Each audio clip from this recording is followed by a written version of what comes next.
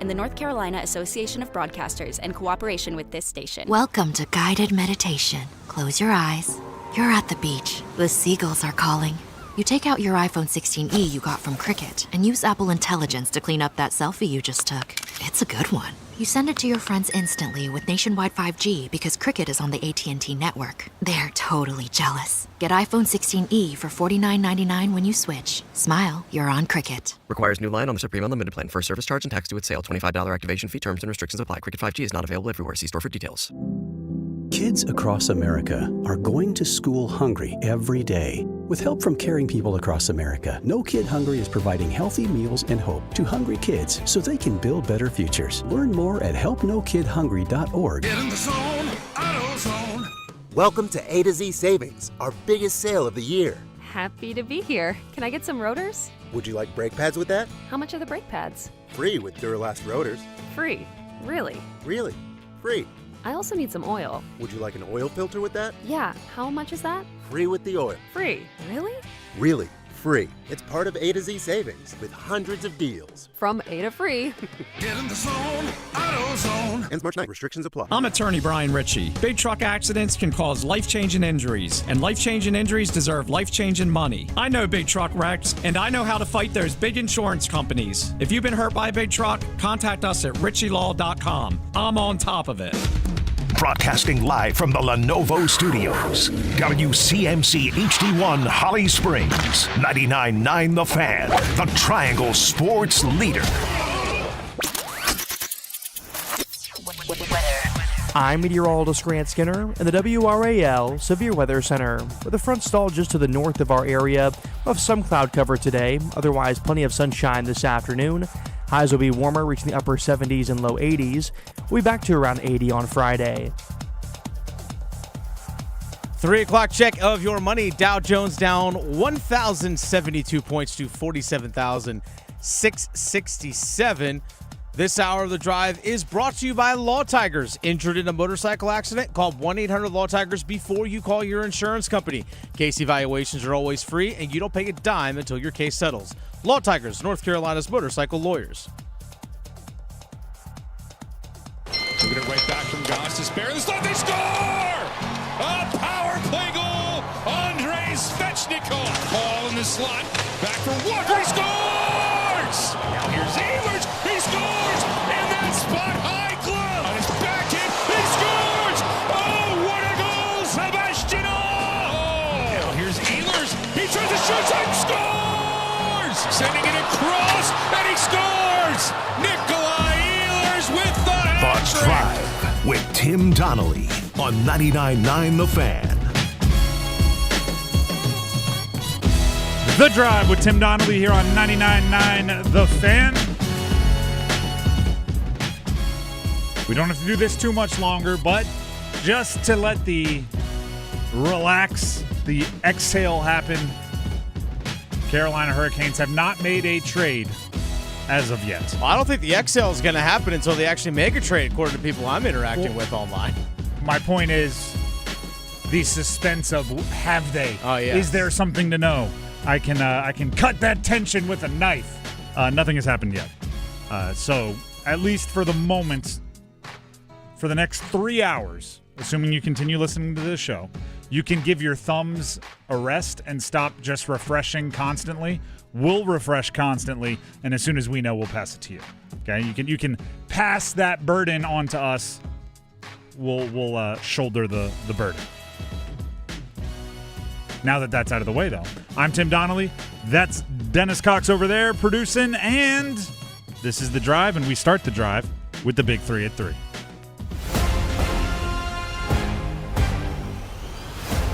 Number 1.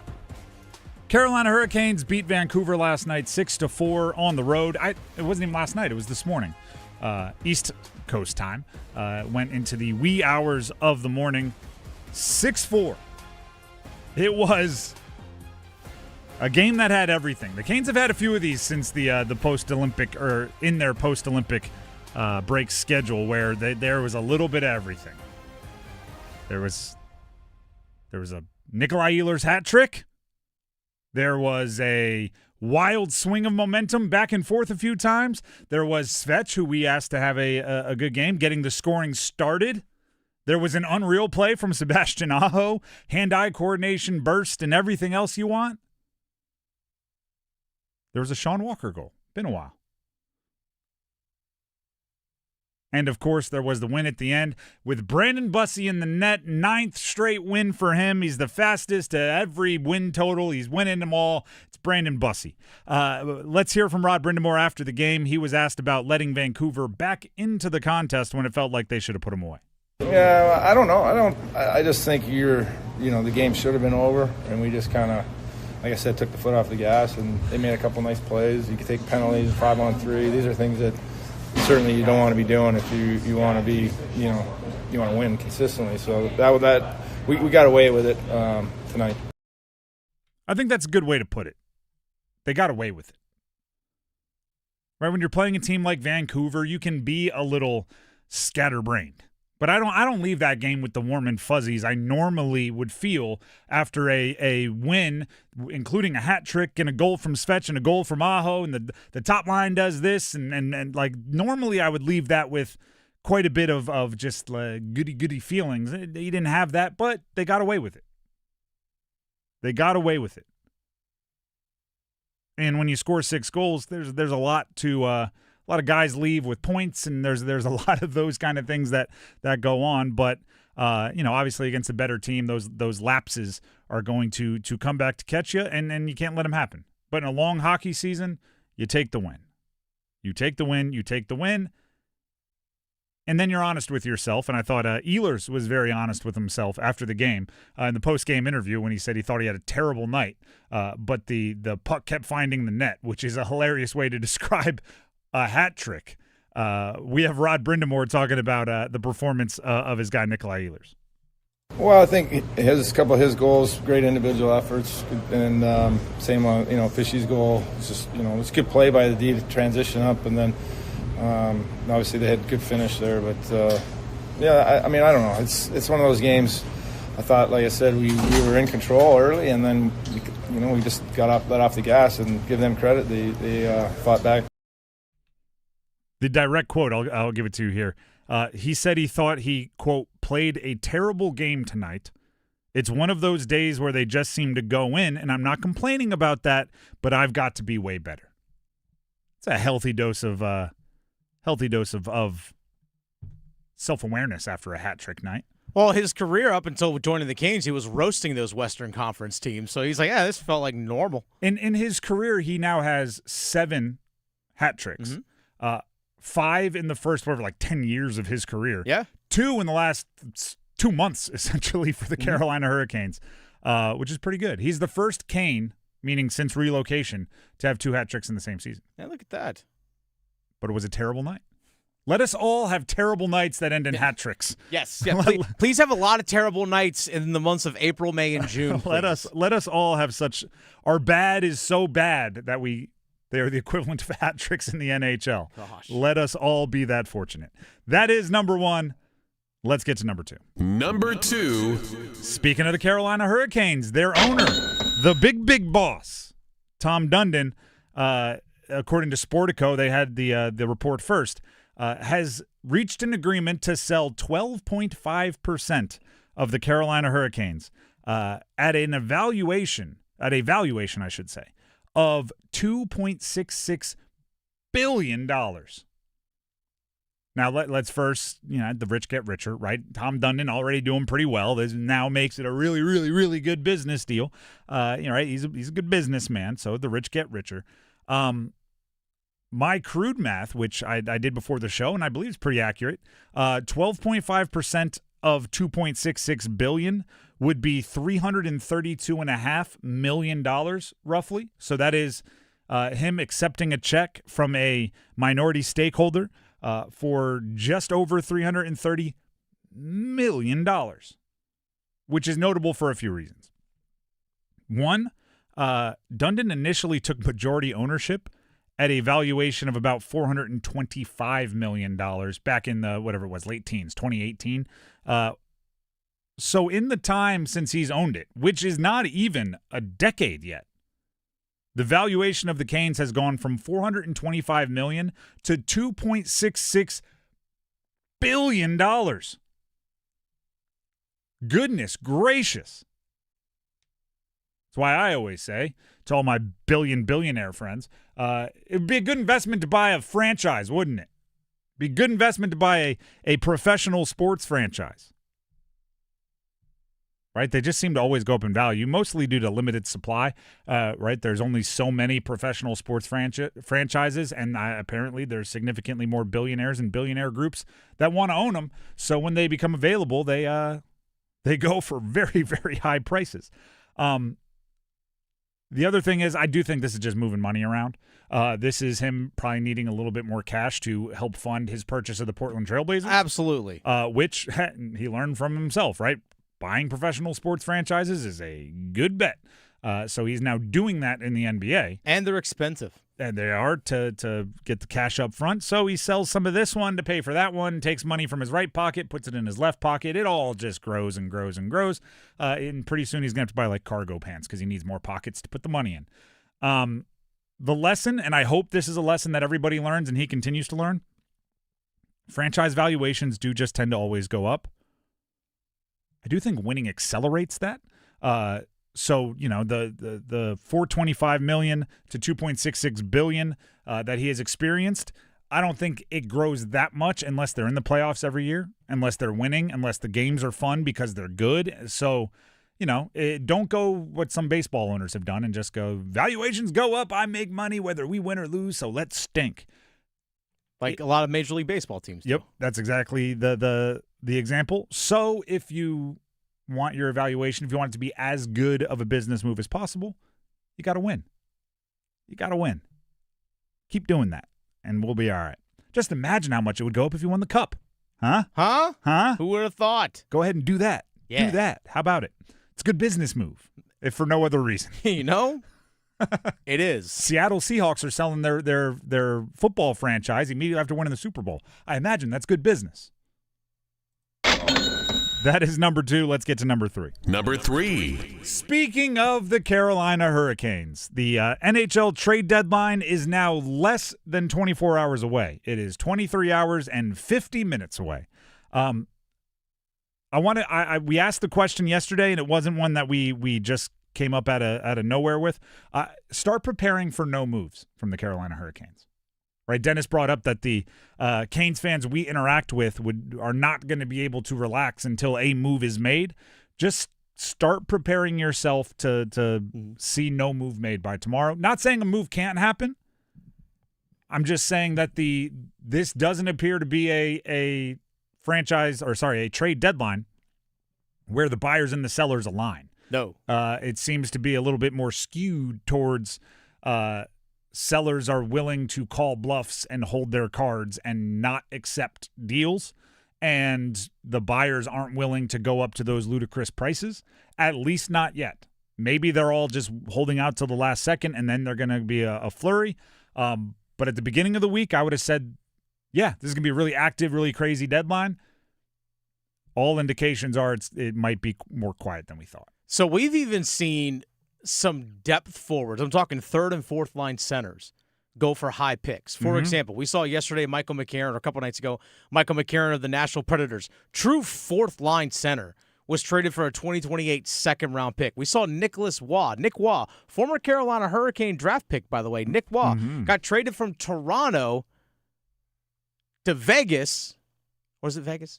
No, I'm sorry, to Colorado. Got traded from Toronto to Colorado for a 2027 first and a 2026 fifth for a guy who's a third, fourth line center. Got a first-round pick back. Technically both conditional picks, but it's there, yes. It's there. It's conditional, but okay, does it come in 2027 or 2028? It's still a first. Yep. Like, that's either way, you're getting a third/fourth line center for a first-round pick. That's a steep price. Imagine what a top 2 center like Robert Thomas is going to cost you. Yep. I got someone in like my comments saying they should give multiple first-round picks, a second-line winger, and if they need to, Bradley Nadeau, and if it has to come down to it, also Alexander Nikishin to get Robert Thomas. Yes. I was like, well, you got the picks and prospects to do it. I was like, how much do you want to give up? Like, that better be a franchise-changing player if you're going to give up that. Listen, there are moves that would just be real, you better win the cup this year moves. Yeah. Like, there are moves, but then if you don't win the cup, they become disastrous, right? Now, every move works if you win the cup, right?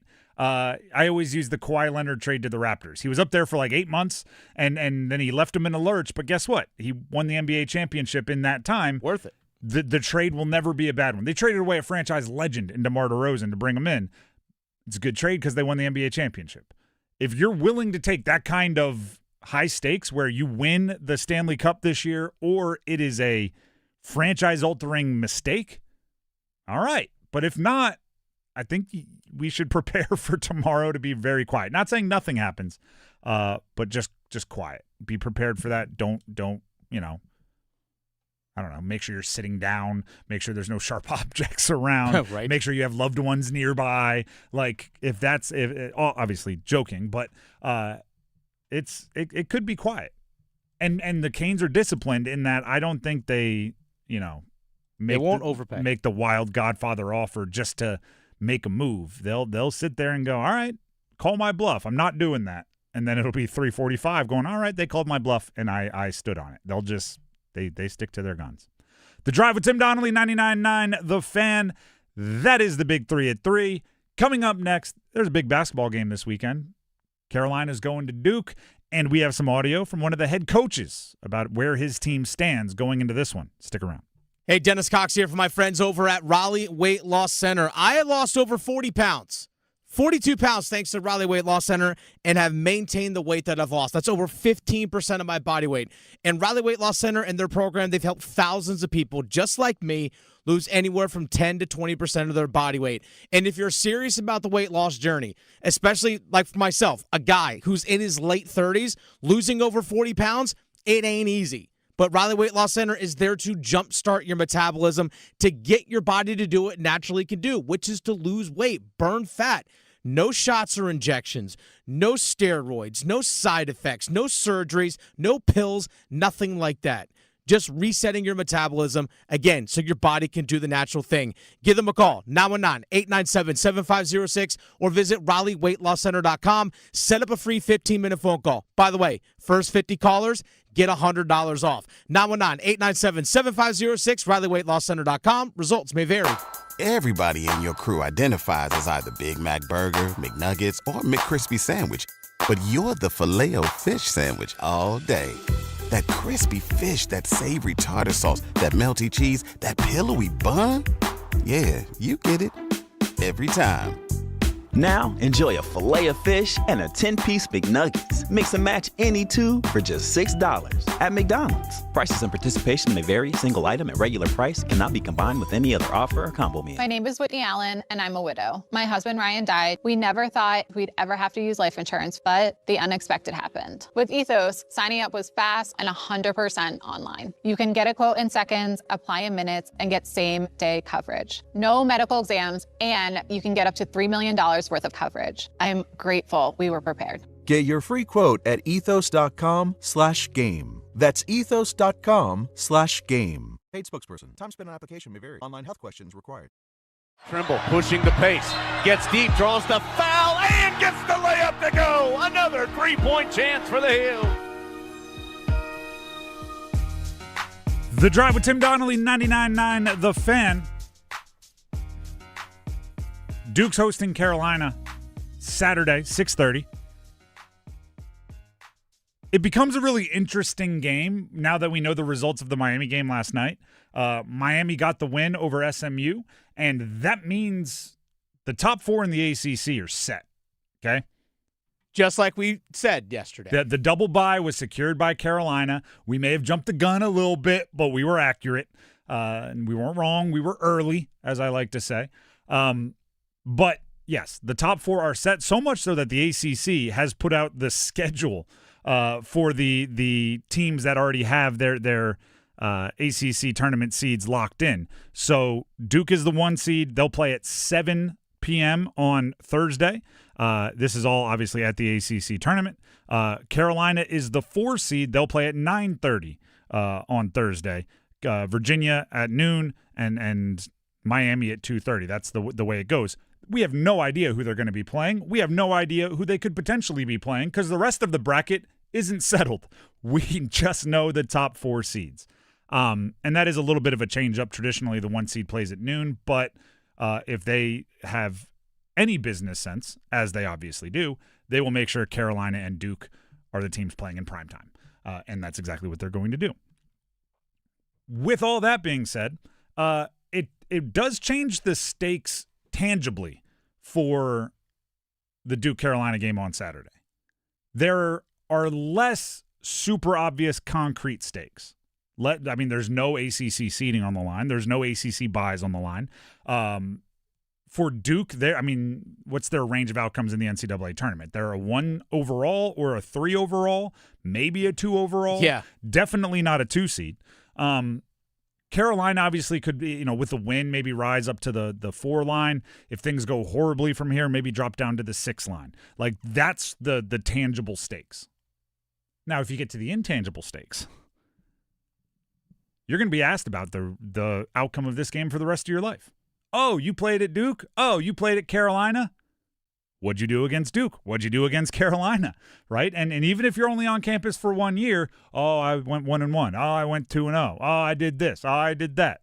Maybe they'll match up in the ACC tournament, which would happen on Friday, by the way. And then it would be a record out of 3. So there's a lot on the line that way. And also, undefeated at home for Duke, or being the only power conference undefeated at home for Carolina. There's those things as well. The question that hangs over this one is, will Caleb Wilson play? I'll give you the updates that we've heard. Chris Lee, our friend of the show from WRAL, he was at Hubert Davis's availability earlier today. This is Chris Lee's tweet. I will read it for you word for word. No update on Caleb Wilson's availability from Hubert Davis. Says he has not been cleared for 5-on-5 practice, but also says, we'll see at practice. That starts at 3:01, and it's 2:01. And then he laughed. So they're at practice right now. And a coach smartly went to the media before talking with the trainers for today's practice availability, right? I want plausible deniability. I'll talk to the trainers immediately after I talk to the media, so I can be honest when I say I don't know if he's practicing. John Rothstein, who covers college basketball nationally, tweeted this out earlier. Hubert Davis tells Rothstein that, quote, there's a chance, close quote, Caleb Wilson could play on Saturday in North Carolina's game at Duke, depending on how the next 2 days of practice go. Davis added about Caleb Wilson, nothing is definitive. That's where we stand. If Caleb Wilson plays, the whole electricity just rises, because he is a Dick Vitale nod. PTPer, he's a real diaper dandy. He's a 3S man. I could go on and on. He's a really good player. Now, the other side of the game is Duke, right? They're hosting Carolina, one of the 2 teams that they lost to so far this season. It was at Carolina. It was a late game collapse by Duke, late game comeback by Carolina. John Shire today at his media availability was asked how Duke is different between the last North Carolina game and now. This is what he said. The biggest difference to me is, watching that game back, I think our defense, is just in a much different place. I was really disappointed with how I had our guys prepared, looking back. And even though we were winning and had the lead, I didn't think we defended well, in that game or defended the way that we're capable of. I think that's a huge thing. And then, our defense has been there in different moments. I think the defense, along with the offensive guys, just trusting the pass, playing to our strengths, being able to put it together on both ends. And that's ultimately what you have to do to be a championship team. And so I think that's been a big thing, the growth on defense and the fact that we've been able to continue to fight for the right shots and play together, trusting the pass on offense has been the separator, in my opinion. That's a heck of a statement, saying Duke's defense got better, because they've been one of the best all year. If their defense is legitimately better than it was, a month ago, whenever that game was, that's saying something. That's saying something.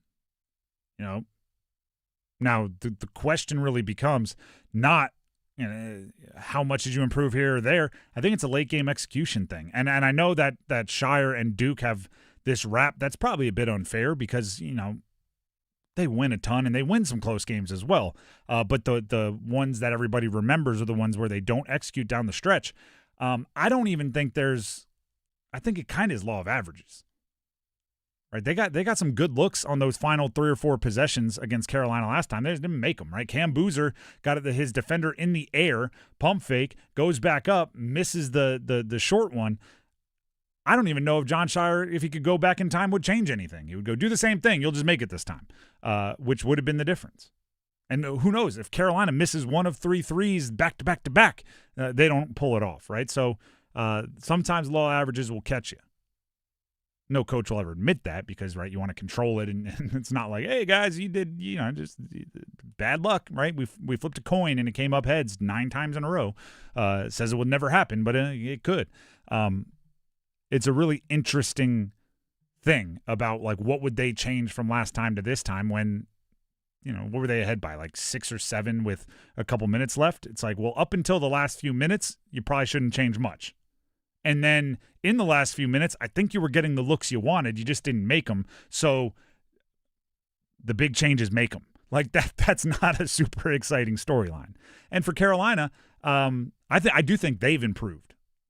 Now it just depends if Caleb Wilson is back. I think the guys have improved that have been tasked with bigger responsibility while Caleb Wilson is out.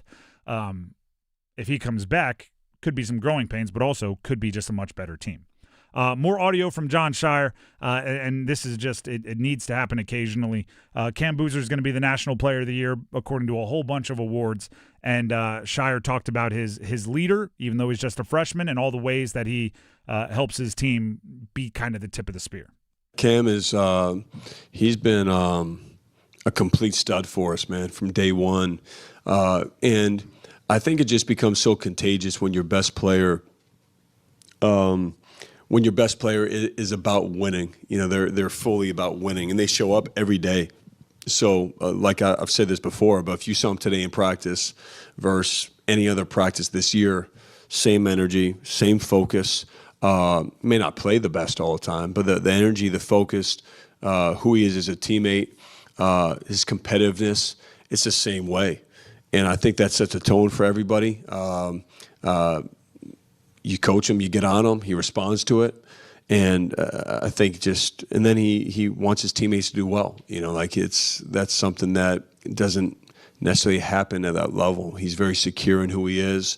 He could get caught up in his own thing of where he's going to get drafted and accolades, and doesn't say one word about it. He's all about, like, how can we win this next game? And I just think that sets a tone in a big way.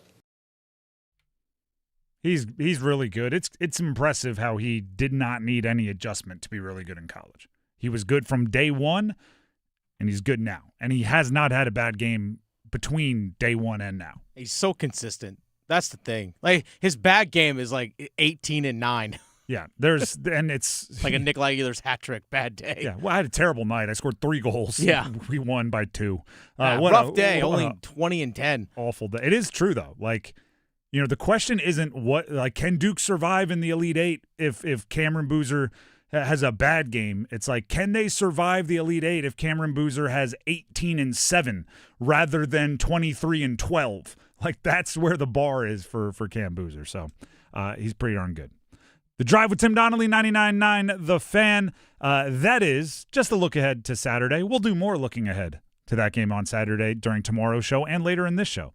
But before we look ahead to the Dean's List and 2 minutes of gold, which we'll get to in just a couple minutes here, Dennis Cox has some info for you. I do. Dennis Cox here, real quick, for my friends once again over at Law Tigers. Definitely took the motorcycle back out on the road today, coming into work, and I'm loving this beautiful weather. I know the pollen stinks, but you know what? The beautiful weather is nice, and I want you to join me out there on the road. And I want you to do it in style, because the Law Tigers, they're once again teaming up with your Carolina Hurricanes to give one lucky Caniac a custom Canes Ducati motorcycle, courtesy of Art Moto Garage and Shiny Side Paint. Simple to enter. You go to caniacsbike.com. That's how you enter, caniacsbike.com. Bike will be given away less than a month from now, April 4th, live on the ice at the game. and it includes tickets into a catered suite as well. So enter for your chance to win if you haven't already. Go to caniacsbike.com, and if you have, tell a friend to enter. It literally takes a minute. caniacsbike.com. You can do it on your phone, do it on your laptop, whatever it is. caniacsbike.com. Deadline to enter is March 29th. So just a few weeks away. caniacsbike.com. Law Tigers is a network of independent law firms who are members of the American Association of Motorcycle Injury Lawyers. Law Tigers is not a law firm. The Drive with Tim Donnelly, 99.9 The Fan. We'll hear about last night's 6-4 win for the Carolina Hurricanes over the Vancouver Canucks from our very own Adam Gold with 2 minutes of gold coming up next. To 15-year-old Harper, buying an $80 vintage rock t-shirt is a great investment. To Harper's mom, this logic has a few holes in it. So she helped Harper open a Wells Fargo Clear Access banking account. With no overdraft fees and tools to track spending, Harper's learning, one heavy metal tee at a time.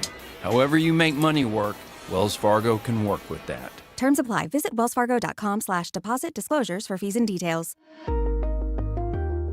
SoundStation and Security, your automotive and audio experts. Car audio, car video, home theater, wheels and tires, and so much more. Plus, did you know SoundStation and Security offers full service for your vehicle? Alignments, inspection, oil changes, window tinting, and custom exhaust. And with a variety of financing options, SoundStation and Security can help you get what you need today. 2 locations, downtown Smithfield and on Glenwood Avenue in Raleigh. SoundStation and Security. Visit myhotsound.com. Jackson Hewitt handles your taxes and your stress.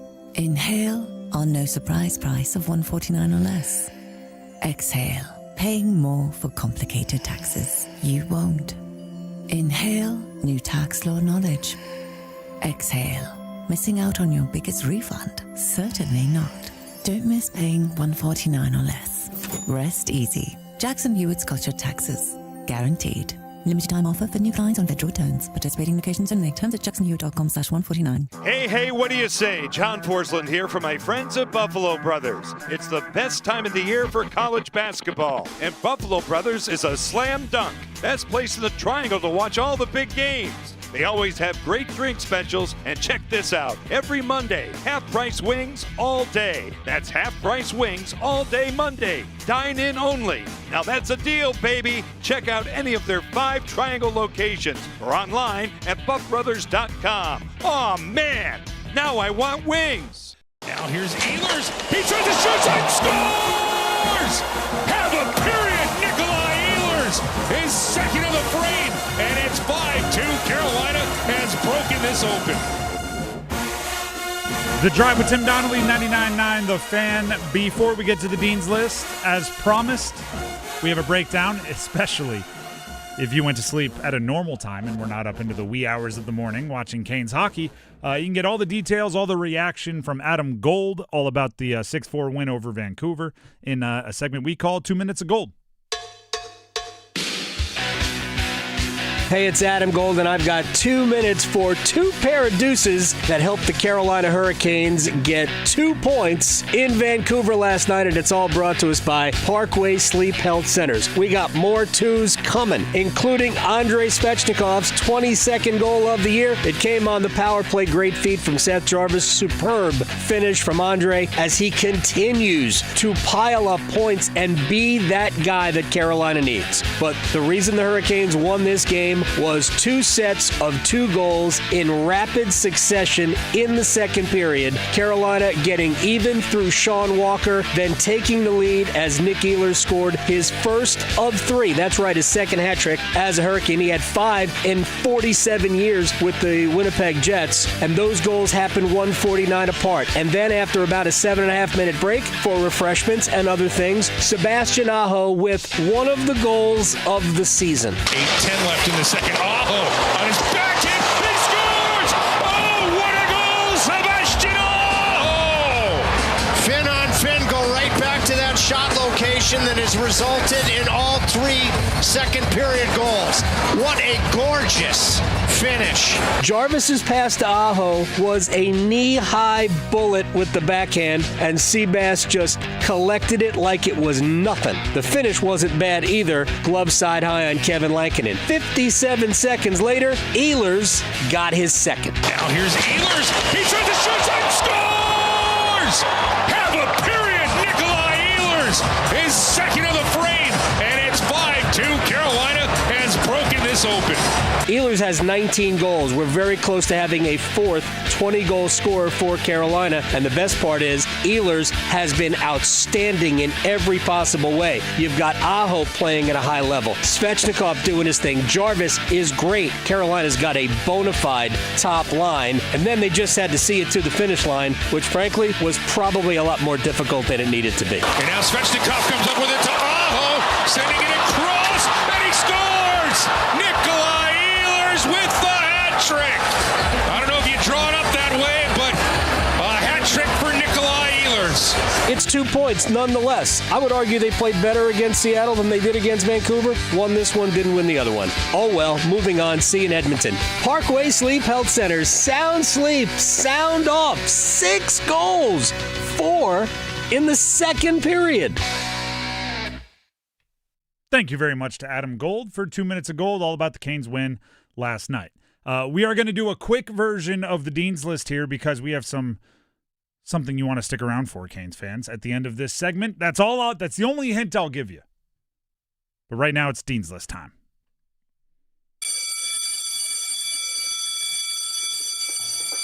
All right, let's pass out some accolades here to those in the college sports world that definitely deserve it. Well, first of all, Carolina basketball locked in the double bye last night. That's right. We already told them 24 hours ago that was the case. Didn't even have to play last night to make us right. Just had to depend on old Duke assistant Jay Lucas and Miami getting the win over SMU. As good as Jay Lucas is doing at Miami, it does make last year, like the Duke haters out there that are like, how did Duke not win a national championship last year? They're going to have number 1 and number 2 in the NBA Rookie of the Year voting. They're going to have a bunch of other guys contributing in the NBA. They're going to have a few of the players that are very good on this year's Duke team. They're going to have maybe number 1 and number 2, definitely number 1, 2, or 3 in ACC Coach of the Year voting on that sideline between John Shire and Jay Lucas. They had a lot of talent on that squad. More Dean's List. Similarly, I'm putting the athletic programs of Duke, Virginia, and Miami on the Dean's List. Okay. Now that we know where the seeding for men's basketball will finish, Miami, Virginia, and Duke all finished top 3 in the ACC in both football and men's basketball this season. Oh, wow. That's true. Miami, Virginia, and Duke. Wow. I guess you can do both.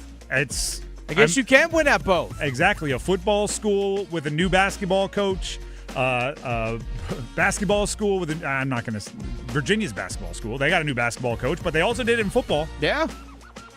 And then Duke, right? There's been drama. There's been transfer portal. There's been turnover. There's been all that, but top 3 in both. And they won the thing last year. They won the ACC championship. ACC championship, and obviously they'll have a chance to do so in the tournament. But regular season, they're 1, 2, and 3 in both football and men's basketball. So different order, but still. Does Duke beat Virginia in the ACC championship game in basketball, and Miami goes to the Final Four? Is that what we're predicting? If it's similar to football, we're going to need ridiculous tiebreakers, and I think they're just going to choose, like, Louisville gets to go play in the championship. Right. It was crazy at the end of football season. But imagine if that happened. If it were Virginia and Duke? Yeah. It would be quite ironic. If it's Duke beats Virginia in the ACC championship game, I'm putting money on Miami to get to the Final Four. That's funny. I only know this because he went to my high school, but the linebacker that intercepted the pass for Duke to clinch the ACC championship shot a halftime free throw for charity at the Duke-Virginia game. Drilled it. Nailed it in Cameron inside Again, Virginia and Duke were playing each other, so they brought it back to the ACC championship, brought him out there. I think it was like $500 for charity if he misses, $1,000 if he makes it. Swish. Let's go, Luke Murgott. Stephen Decatur, Seahawks. What's up? More Dean's List. Former UNC baseball player Vance Honeycutt. Have you seen his stat line for the Orioles in spring training? He has had 4 plate appearances this spring, which is obviously a tiny sample size, but still, it's not 1 plate appearance. He has had 4 plate appearances, and he has hit 4 home runs. Step to the plate, hit a home run. That's good, right? Step to the plate, hit a home run. Step to the plate, hit a home run. Step to the plate, hit a home run. My spring is done. Thank you, everybody. That's his spring training thus far. Obviously, Orioles fans are saying, like, he strikes out too much. Yeah, but 4 for 4, 4 home runs. He's on the Dean's List. Do you have a Dean's List you want to throw in here quickly, Dennis? A couple real fast. Let's hear it. Tomorrow, ACC women's basketball tournament is going on right now. Mm-hmm. Tomorrow, we have Duke women going to be in action. They play at 11 o'clock tomorrow. Then right after that, NC State women's basketball. So they get the early games, back-to-back, boom, boom. By the way, Buzz Sports Radio will have Duke women's basketball. And then right after that, News Plus Radio is going to have NC State women's basketball. We got you covered, Let's go. Let's go. Got you covered. Gotta rep the area. First time in a long time the ACC women's basketball tournament isn't in the state of North Carolina. Gotta rep the state. Last one I have, former Duke basketball player Jason Tatum. Sham Charania had it, I believe, first, but it's been corroborated a bunch of different ways.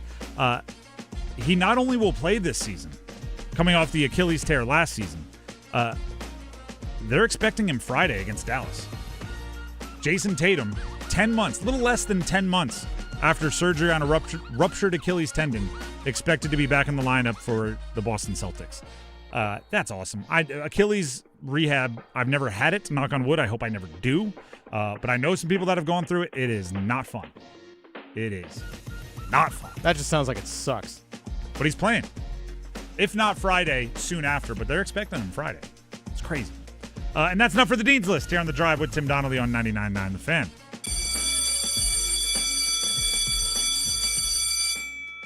I did tell Canes fans there's something you want to be listening for, and there still is. But first, Tim Donnelly here for Miller Lending. Miller Lending wants to hook you up with a no-cost loan. When it comes to your mortgage, a no-closing cost loan allows you to keep that big, fat closing cost check in your pocket. Keep it, right? If you've ever bought a house, it's really the first house you buy, you're really surprised by it, right? You budget it out. You get the down payment. Cool. You start thinking about it, how you're going to afford the monthly payments. All right, good. And then you show up at closing, and they're like, yeah, we need a bunch more money right here, right now. And you're like, whoa. Well, Miller Lending's like, why? How about no? How about you don't do that? How about you show up and no closing costs? Yeah, they make it happen. It's the no closing cost loan, no cost loan. It says it right in the title. Give them a call. Ask them how they do it. Ask them if it's right for you, and you can talk through it, right? Get your whole situation. No cost on the call, no obligation. It's a completely free call. Just remember this phone number, 919-447-3377. That's 919-447-3377, or you can visit them online at millerlending.com. Once again, that's millerlending.com. Miller Lending is an equal housing lender, and MLS number 250-2146. We'll take a break. But first, right now, call 919-860-5326 for your chance to be lucky. I do that every time. I don't know why. I have a hard time saying this. Lucky caller number 9. And if you're lucky caller number 9, you will score a pair of tickets to see the Canes take on St. Louis March 12th at the Lenovo Center. Call in now, 919-860-5326. And we're just getting started today. At 6 o'clock.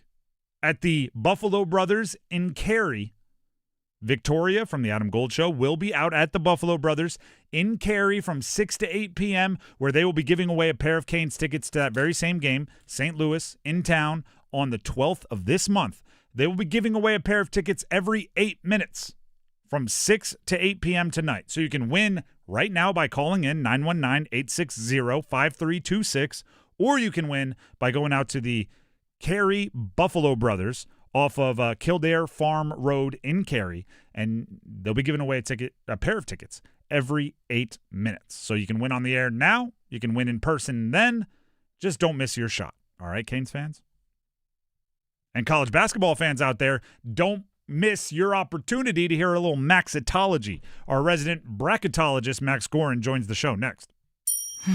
Doesn't the North Carolina Education Lottery Winners Club give the best massages? I've never felt so relaxed. Thanks to this month's scratch-offs, this is our life now. It's like winning again and again and again. This month's scratch-offs pack over $200 million in total prizes. The Winners Club awaits. Must be 18 to play. Approximate overall odds of winning range from 1 in 3.49 to 4.37. Problem gambling helpline 877-718-5543. It's bow time. Finally, lunchtime. I'm starving. What's that? This is the Bojangler from Bojangles. With the same bold flavor as their chicken? The same. And fries. The same. Huh. Well, I've got a PB&J. Yeah, that's not the same. A crispy fish fillet dusted in Bo's famous seasoning. With cheese and tartar sauce on a fluffy bun, the Bojangler's back. Hook one while you can. It's bow time. There's bow time, and then there's Bojangler time. You heard right. The Bojangler fish fillet sandwich is back for limited time at participating Bojangles. A light, flaky, perfectly seasoned fish fillet with lettuce, cheese, and tartar sauce tucked inside a bun. Make it a combo and add Bojangles seasoned fries and legendary iced tea. Hungry for Bojangles but in the mood for something different? Then it's Bojangler time. Yo, Harvey, Zoe, group selfie. Ooh, nice new iPhone 17, Drewski. Let's do a triangle formation. I'm in front. With a center stage front camera, everyone fits in the shot. He got a T-Mobile. But switching takes forever. Not anymore. Now you can switch to T-Mobile in just 15 minutes. Focus, people. Nail your pose. And you get a new iPhone 17 on them. No way. Yes way. No way. Yes way, guys. Switch to T-Mobile and get iPhone 17 on us. And right now, we'll pay off your old phone up to $800. I'm grabbing my phone and switching to T-Mobile right now. Get back, Harvey. We're taking a... let's go again, y'all.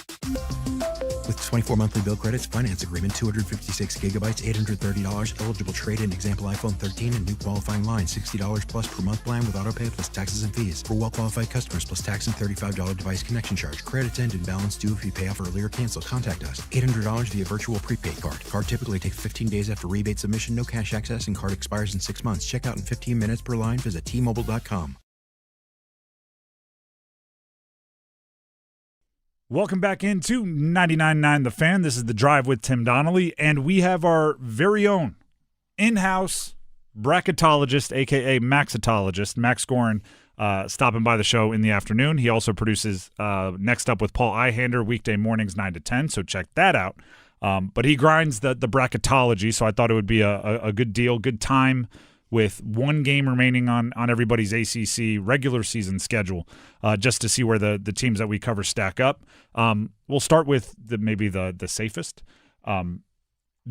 Does a win for Duke against Carolina over the weekend at home lock in the number 1 overall seed? And if it or is it already locked in, or like give us the number 1 overall seed status? Currently, they are the number 1 overall seed. I don't think there's anything they can do necessarily to lock it in the regular season, just because the margins between them and Michigan in particular, but Arizona's kind of lurking there as well, are so small. Mm-hmm. And these teams will also have, especially with Michigan, right, in the Big Ten, there are a lot of like high-level opponents that are going to be like quad 1A opportunities in our conference tournament.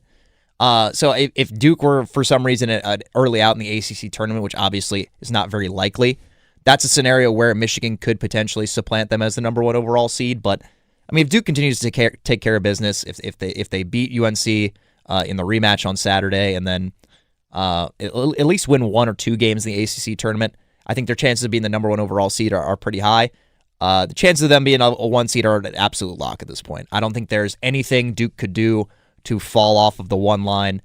So they will be the number 1 seed in whatever region they're in. Whether the number 1 overall, that's still to be determined, but currently number 1 overall and definitely locked into that 1 line. All right, so that's we're not going to split hairs on what's the number 1, number 2, number 3 overall seeds. So let's go to Carolina.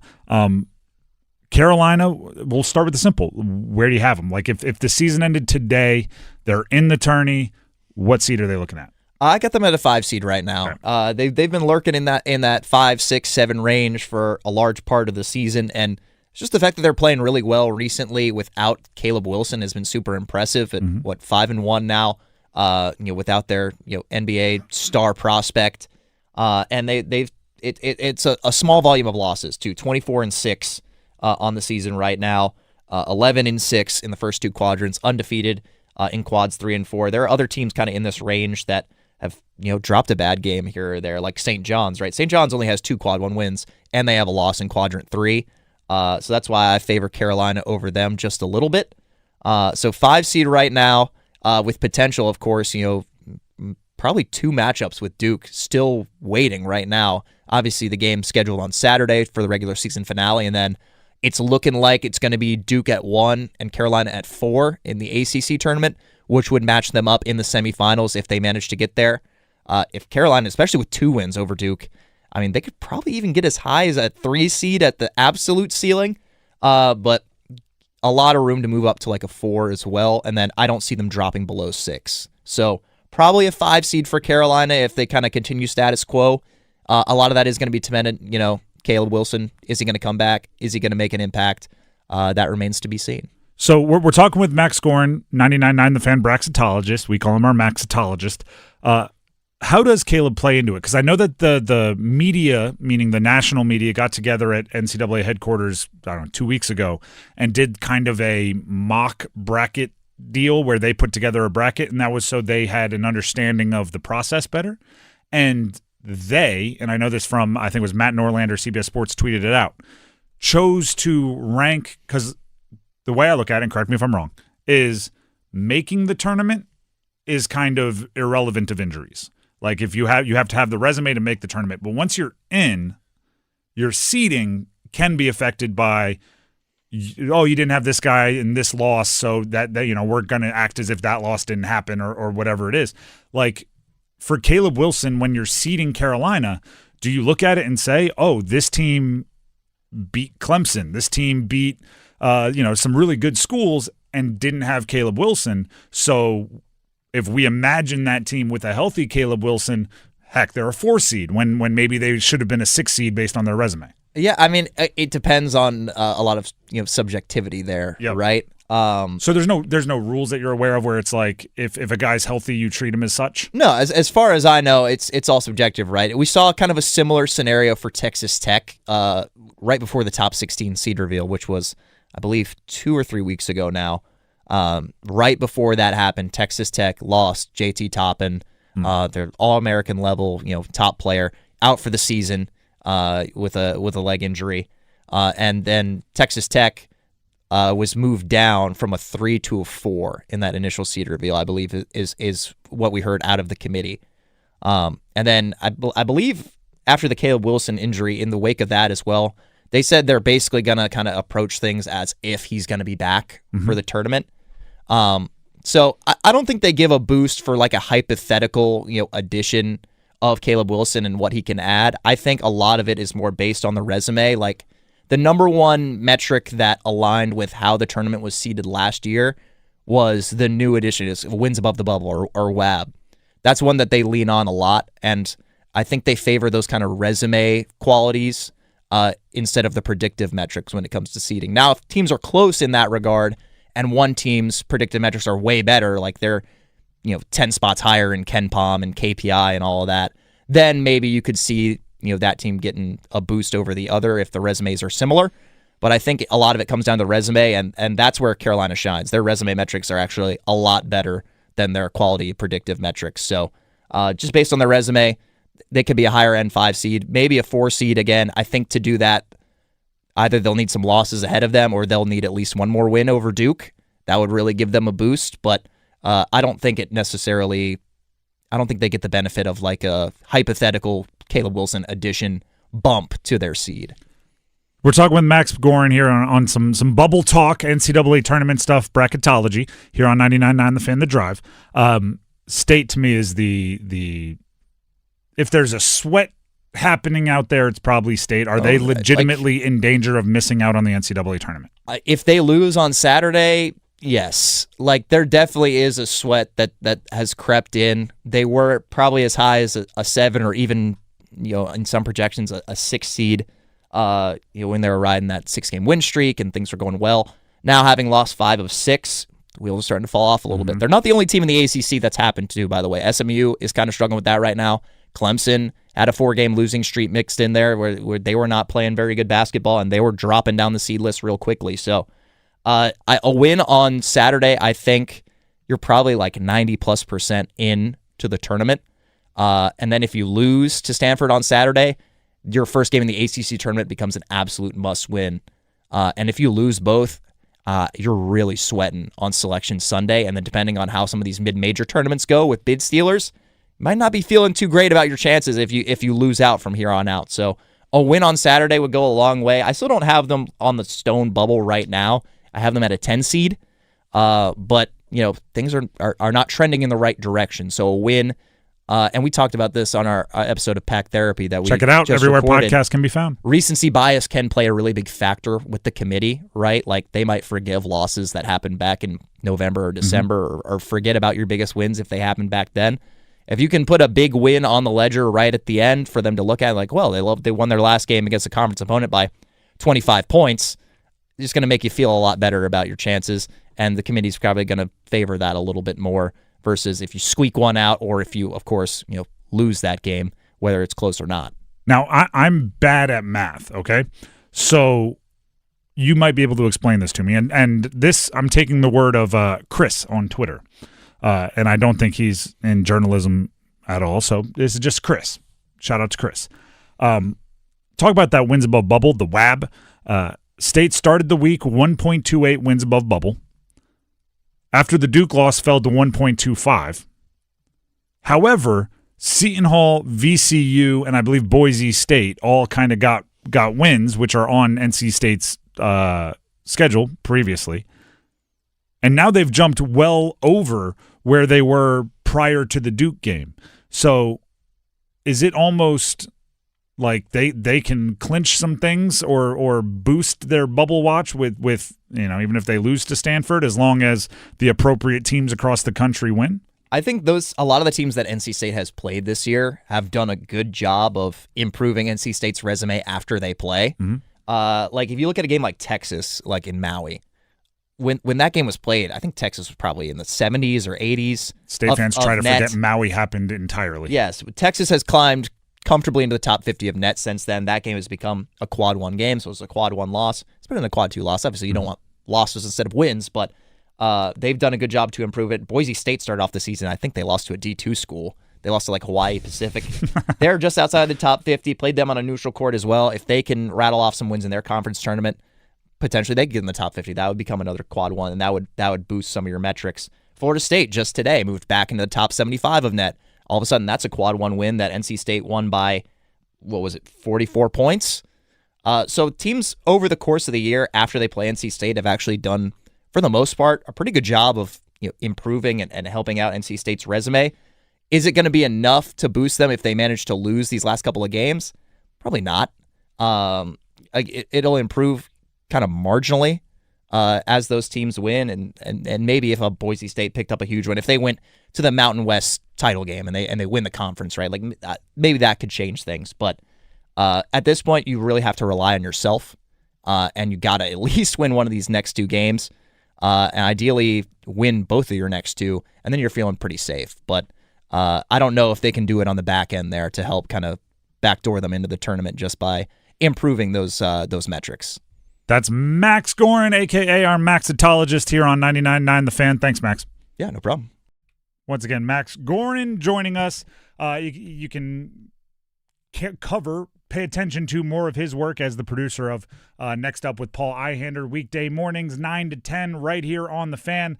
I believe he'll be doing some substitute hosting coming up in the next week or so. So I'm sure you can get your fill of Maxitology, a.k.a. bracketology, as conference tournaments get underway next week right here on 99.9 The Fan. with that being said, we have football at 4 coming up next. No brackets, just football at 4 o'clock. Bryce Young, back in a familiar situation. I'll tell you what next. Hi, Greg Talbot with Strategic Tax Resolution. Tax enforcement and defense strategies have changed a lot over the last year. After nearly 5 years, the IRS has restarted automated collections. You could be next for bank levies and wage garnishments. Ignoring the issue is not an option. Call 984-272-2600 to get protected. Do you have unfiled returns or tax debt? We work directly with the IRS and states so you don't have to. Let us use our proven strategies and experience with the IRS and state to resolve your tax issue. Qualified clients have cut their tax debt by more than 90%. How would that feel? Act now to learn the latest updates to tax relief programs. Your eligibility may not be the same. Strategic Tax Resolution. Local, trusted, A+ rated by the BBB. Call 984-272-2600. Ask for me, Greg Talbot. 984-272-2600. You've got a guy on your side.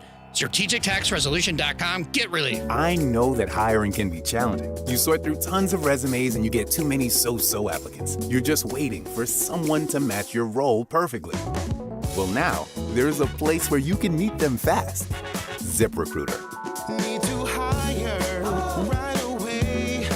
Start your search for strong candidates. The right fit awaits. Build your team. Build it sooner. Meet your match on ZipRecruiter. Just head to ZipRecruiter.com/free right now to try it for free. And you're on your way to meeting your match. 4 out of 5 employers who post on ZipRecruiter get a quality candidate within the first day. So try it now. Go to ZipRecruiter.com/free. Once again, that's ZipRecruiter.com/free. Meet your match on ZipRecruiter. Try it free. Staples presents That Was Easy. So I own a coffee shop, and I wanted to label everything with our logo. That's ambitious. Cups, boxes, bags. Ooh, that'll add up. Not at all, because right now, Staples prints custom labels for 30% off. 30% off? That's shockingly affordable branding. Yep, now our logo and URL are seen all over town. Brand your business for less at Staples. That was easy. Shop Staples in-store, online, or in the app by 4/4 to unlock. Exclusions apply. Visit staples.com/print for details. I'm attorney Brian Ritchie. Workers' comp can be tricky, but my law firm will be on top of all the complicated paperwork and sneaky deadlines so that all of your I's are dotted and T's are crossed. If you've been hurt on the job, I'm on top of it. Contact us at ritchielaw.com. Broadcasting live from the Lenovo Studios. WCMC HD1 Holly Springs. 99.9 The Fan. The Triangle Sports Leader. I'm meteorologist Grant Skinner in the WRAL Severe Weather Center. Highs this afternoon will be even warmer, reaching the upper 70s and low 80s, with a mix of clouds and sunshine. Then we'll drop to around 60 degrees overnight, before warming back to around 80 on Friday with partly cloudy skies. 4 o'clock check of your money. Dow Jones down 785 points to 47,953.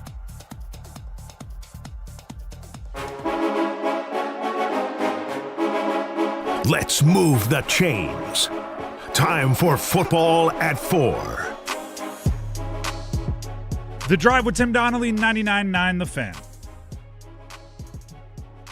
Bryce Young, for what seems like the 10th year, but he hasn't been in the NFL that long, is entering a make-or-break year in the NFL. You know what's actually happening here? We have to go back and relive one of the debates we had when he was drafted. Because, as I say often, when new information presents itself, you have to, or you should be willing to reevaluate your opinion and potentially change your mind. Right? That's why I don't get mad when someone calls me a flip-flopper, or I don't get mad when somebody brings up a clip of a year and a half ago of me saying something and says, you're saying the exact opposite about a player now. And I'm going like, well, new information was presented, and turns out I was wrong back then, and I didn't want to keep being wrong, so I'm going to the other side of it, right? At least that's the way I see it. I think that's the right way to handle things. So, with that as the pretense, we have to go back to an oldie but a goodie as far as debates about Bryce, which is, can he be successful at his height?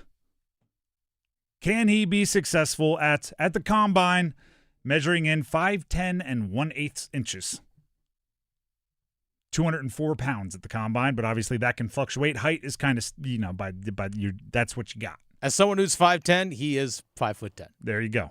I won't even rob him of the 1/8. No. I'll give him the 1/8. I'll give him the 8. He can have it. And that is an official combine, NFL dumb measurement, not like he was listed at 6 foot at Alabama because they inflate those numbers.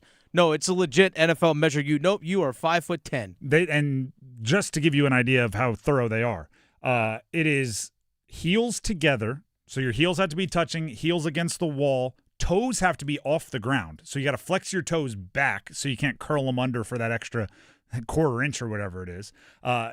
Toes off the ground, exhale, and they push down on your head. So, the extra hair gel you put in or whatever won't, it is, they have people looking to make sure your shoulder blades, your butt, everything is against the wall. It is thorough.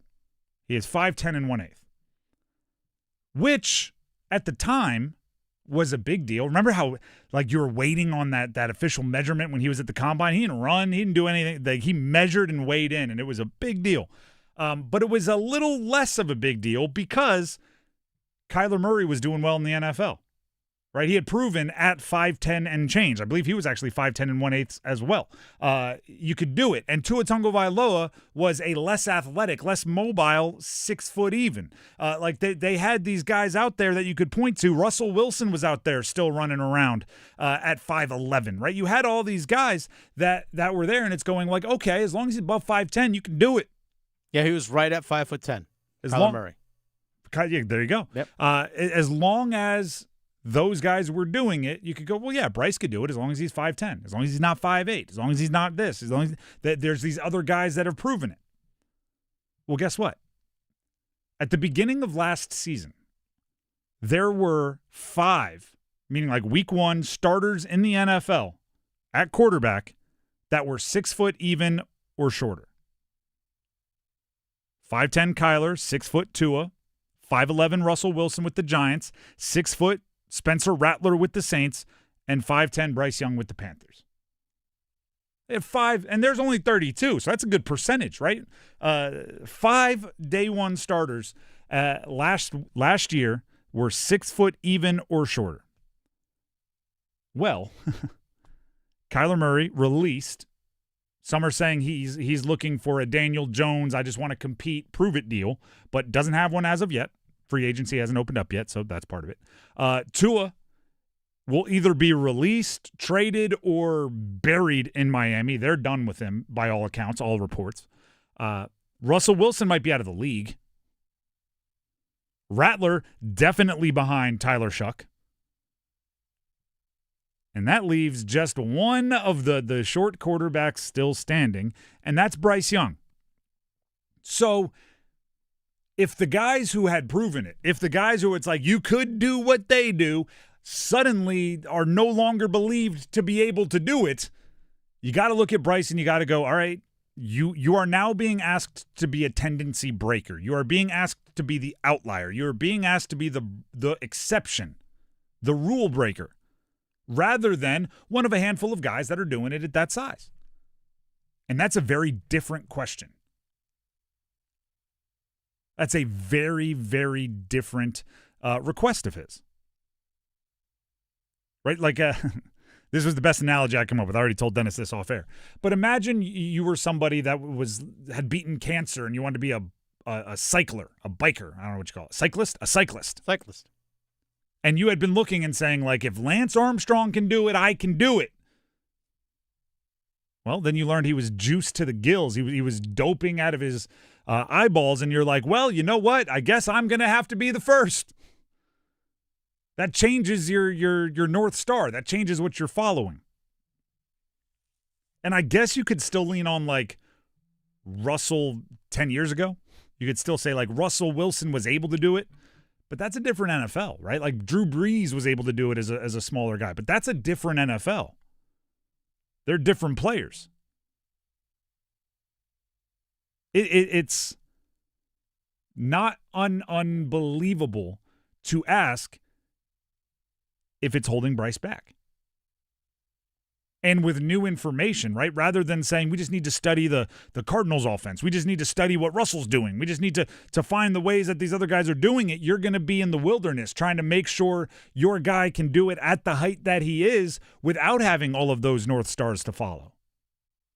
Now, maybe Kyler will have his Sam Darnold rejuvenation, and then you'll have two. Right? I want to leave the door open for that. Maybe Kyler Murray will latch on with the Vikings, and Kevin O'Connell will do the same thing for him that he did for Darnold. Maybe. But I also think it's important to notice he's a different style quarterback than Bryce. Bryce probably more mobile than guys give him credit for, but Kyler is like mobile, and uses it more often. So we are back to having a conversation that we had. Right? And I want to be clear. I'll raise my hand here. I used a lot on air, right? This is, like I said, with new information, you have to be willing to change. I used on air a lot Tua Tagovailoa as an example of ways to treat Bryce Young that can get the best out of him. Because remember, Tua started slow, and he couldn't get the starting job from Ryan Fitzpatrick. And then all of a sudden, he did have some really big years, but they were right after they added Tyreek Hill, and he had Jalen Waddle, and they had this guy and that guy.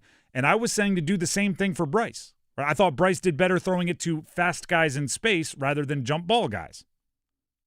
Well, guess what? The things they did to help fix Tua Tagovailoa expired, and it was no longer fixed. So hey, never mind. Don't follow that blueprint with Bryce. Don't go down that path. And then they paid Tua and couldn't pay anybody else. Don't go down that path. Don't go down that path.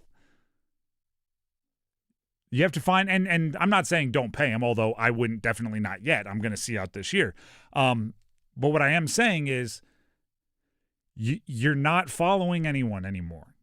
There is no blueprint. Other than, I guess you could use the Russell Wilson in Seattle blueprint, in which case the blueprint is, while on his rookie deal, put together one of the best defenses to ever live. And his rookie deal is up this upcoming year. So not a lot of time. Just go draft, Chancellor in the mid-rounds. Go draft Richard Sherman in the 6th. Go just assemble an absolute wagon of a defense with very little money spent on it, and you'll be fine. If it's not that, you got to find your own way. And that's dangerous because the NFL is a copycat league, which is why they do look for prototype quarterbacks. I did the counting here. Last year, 63 quarterbacks started games in the NFL. 63 started at least one. Everybody from Mahomes and Allen and Lamar to Max Brosmer and Brady Cook and Tanner McKee. Of those 63, there were 6 guys that were 6 feet even or shorter. The ones we mentioned, Russell Wilson, Spencer Rattler, Tua, Kyler, and Bryce. And then you can throw in Dylan Gabriel. That's it. Now, were there not great quarterbacks? Underwhelming performances? Quarterbacks that got benched that were 6'3", 6'4"? Yes. But there were also a bunch of guys that were 6'3", 6'4", 6'6", who kept their jobs all year and got contract extensions and are entrenched. There aren't really any of those guys 6 foot or under. Now, I'm going to relate all of this back to draft season, right? NFL draft is coming up. Just had the combine. Free agency's opening up. Every year there are players where the stat comes out, right? Of tight ends that are 240 pounds or less and have, less than X amount of catches. If you look at the history, there's 10 of them drafted in the first 2 rounds and none of them amounted to anything. And that player still gets drafted high. Why? Because the team is saying he's a difference maker. He's an outlier. He's so good. Those other guys, their histories don't apply to him. Right? It's why so often we see quarterbacks, and we might see it again this year, that have like 10 career starts in college get drafted high, even though we've seen it with Mitch Trubisky and Anthony Richardson and Trey Lance and all of these guys that, you need to start 20-something games to be ready for the NFL. But then you get it, you find the one and you convince yourself he's different. And one of them might be. And you don't want to miss out. So if you're all the way in on Bryce Young, I'm not saying you're wrong. I'm saying be aware of what your statement is making. If you think they should give Bryce Young $50 million a year and an extension this year, what you're saying is you think he is an otherworldly outlier for a player his size, meaning it's one that you won't regret paying. Because the Kyler Murray contract, bad contract. The Tua Tagovailoa contract, bad contract. The most recent, 3 Russell Wilson contracts, bad contracts. Spencer Rattler, Dylan Gabriel, I don't know if you call them bad contracts, but they're probably not far away from calling them bad draft picks. Yeah, there's that, 3rd-round picks. So if you want to give Bryce the contract, just understand you're saying he is an outlier. He is different. He is way better than other guys that have been in his position at his size. And that's a dangerous limb to be out on. Fortune favors the bold, or, the limb you're out on gets chopped off. Those are your options. The Drive with Tim Donnelly, 99.9 The Fan. There's no easy transition from a bad little analogy at the end to talking about luxury timepieces, so I'll just plow through. Tim Donnelly here for Bailey's Fine Jewelry, specifically the Fox and Bailey watch shop located inside Bailey's Fine Jewelry. Listen, we're all different, right? That's why I very rarely, when talking about Bailey's, tell you, go buy this brand, this model, this year of a watch. Because I understand that the ones I love might not be the ones you love, right? We're as unique as our fingerprint, and our taste, the statements we want to make are just as unique. But I do tell you to go to the Fox and Bailey watch shop at Bailey's Fine Jewelry, because they have an option for every one of us. If you want military history, you can grab a Hamilton. If you like dive watch history, you can grab the Blancpain 50 Fathoms, the granddaddy of them all. If you like space and looking to the cosmos, grab yourself a moon watch from Omega. If you want the class and statement that can only be made with a rollie on your wrist, walk over into the Fox and Bailey watch shop at Bailey's Fine Jewelry and check out the largest selection of pre-owned and vintage Rolex in the state. Might be something as simple as you like a square watch. You don't like the circles. You like the rectangles. Well, pre-owned and vintage Cartier. They have something for everyone. So go check it out. Find what's right for you. I could tell you what's right for me, but that doesn't apply to you. So go find out what's right for you. Talk to Josh, talk to Nicole, talk to the expert staff at Bailey's Fine Jewelry at their Village District location in Raleigh specifically, because that's where the Omega Boutique and the Fox and Bailey watch shop are. Stop out. Village District location, Bailey's Fine Jewelry, and make sure they know you heard about it from me, Tim, right here on 99.9 The Fan. With that being said, we have a game of cons and cons. What are you most confident in? What are you most concerned about when it comes to the Carolina Panthers heading into free agency in a couple days? Stick around. That's next. Listen for the Did He Just Do That? Star to the cup for the tomahawk. Timeout, Syracuse. Listen for the Get That Out of Here's. McKinney into the paint, blocked by Brown from behind. Get that out of there. Did he just do that? Now Caleb Foster ahead to Evans and a dunk to say goodnight. The road to Indianapolis runs through 99.9. The Fan, driven by Strategic Tax Resolution, Fairway Green, and Wake Med. Life's great stories are built on yes and. Yes to the big game and the private suite. Yes to the beach and sailing offshore. Yes to traveling the country and exploring new ones. With the new Millionaire for Life from the North Carolina Education Lottery, you can say yes to $1 million now and every year for a lifetime. Millionaire for Life. Winning is just the beginning. Drawing 7 days a week. Must be 18 to play. Approximate overall odds of winning are 1 in 8.47. Problem gambling helpline 877-718-5543. Yo, Harvey, Zoe, group selfie. Ooh, nice new iPhone 17, Drewski. Let's do a triangle formation. I'm in front. With the center stage front camera, everyone fits in the shot. He got it at T-Mobile. But switching takes forever. Not anymore. Now you can switch to T-Mobile in just 15 minutes. Focus, people. Nail your pose. And you get a new iPhone 17 on them. No way. Yes way. No way. Yes way, guys. Switch to T-Mobile and get iPhone 17 on us. And right now, we'll pay off your old phone up to $800. I'm grabbing my phone and switching to T-Mobile right now. Get back, Harvey. We're taking a... Let's go again, y'all. With 24 monthly bill credits, finance agreement, 256 gigabytes, $830, eligible trade-in, example iPhone 13, and new qualifying line, $60 plus per month plan with autopay plus taxes and fees. For well-qualified customers, plus tax and $35 device connection charge. Credits end and balance due if you pay off early or cancel. Contact us. $800 via virtual prepaid card. Card typically takes 15 days after rebate submission, no cash access, and card expires in 6 months. Check out in 15 minutes per line. Visit T-Mobile.com. Everybody in your crew identifies as either Big Mac Burger, McNuggets, or McCrispy Sandwich. But you're the Filet-O-Fish Sandwich all day. That crispy fish, that savory tartar sauce, that melty cheese, that pillowy bun. Yeah, you get it. Every time.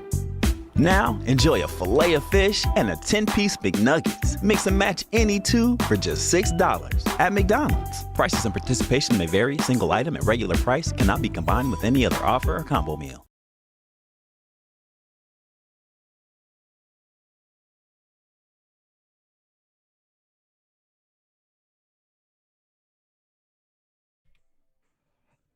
The Drive with Tim Donnelly, 99.9 The Fan.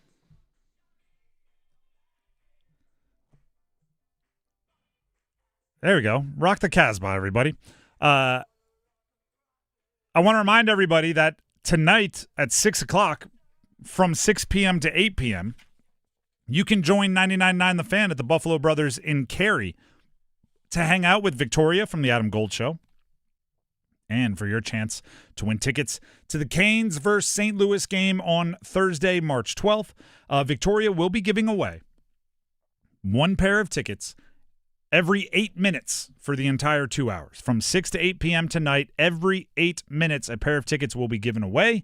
For your chance to win, you got to be there. So stop out at the Buffalo Brothers in Cary, get the food, get the drink, enjoy the camaraderie. Tonight from 6 to 8 p.m., again, Buffalo Brothers in Cary, and every 8 minutes you'll have a chance to go ahead and win yourself some tickets.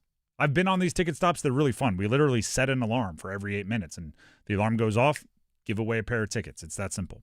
The Drive with Tim Donnelly, 99.9 The Fan. That's tonight. One more time, 6 to 8, Buffalo Brothers in Cary. Now, we did cons and cons for the Hurricanes yesterday. Let's go to the other professional team in the state of North Carolina that we talk so much about, the Carolina Panthers, for a cons and cons. But to play great defense, you need one thing above all else. That starts with a W. Confidence.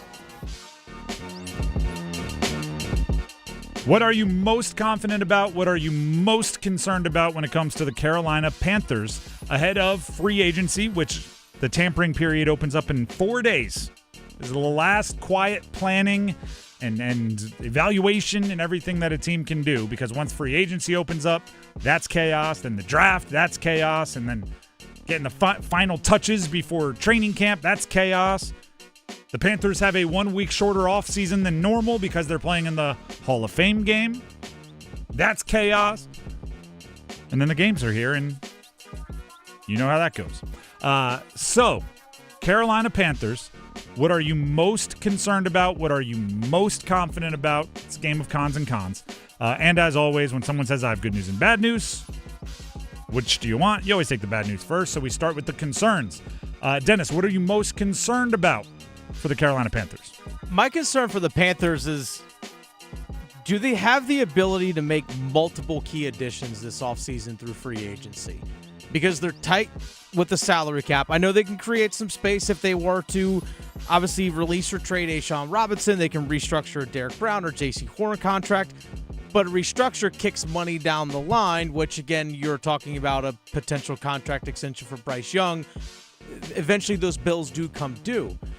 So my concern is, are you able to get multiple impact players through free agency like they've been able to do the last couple of off seasons?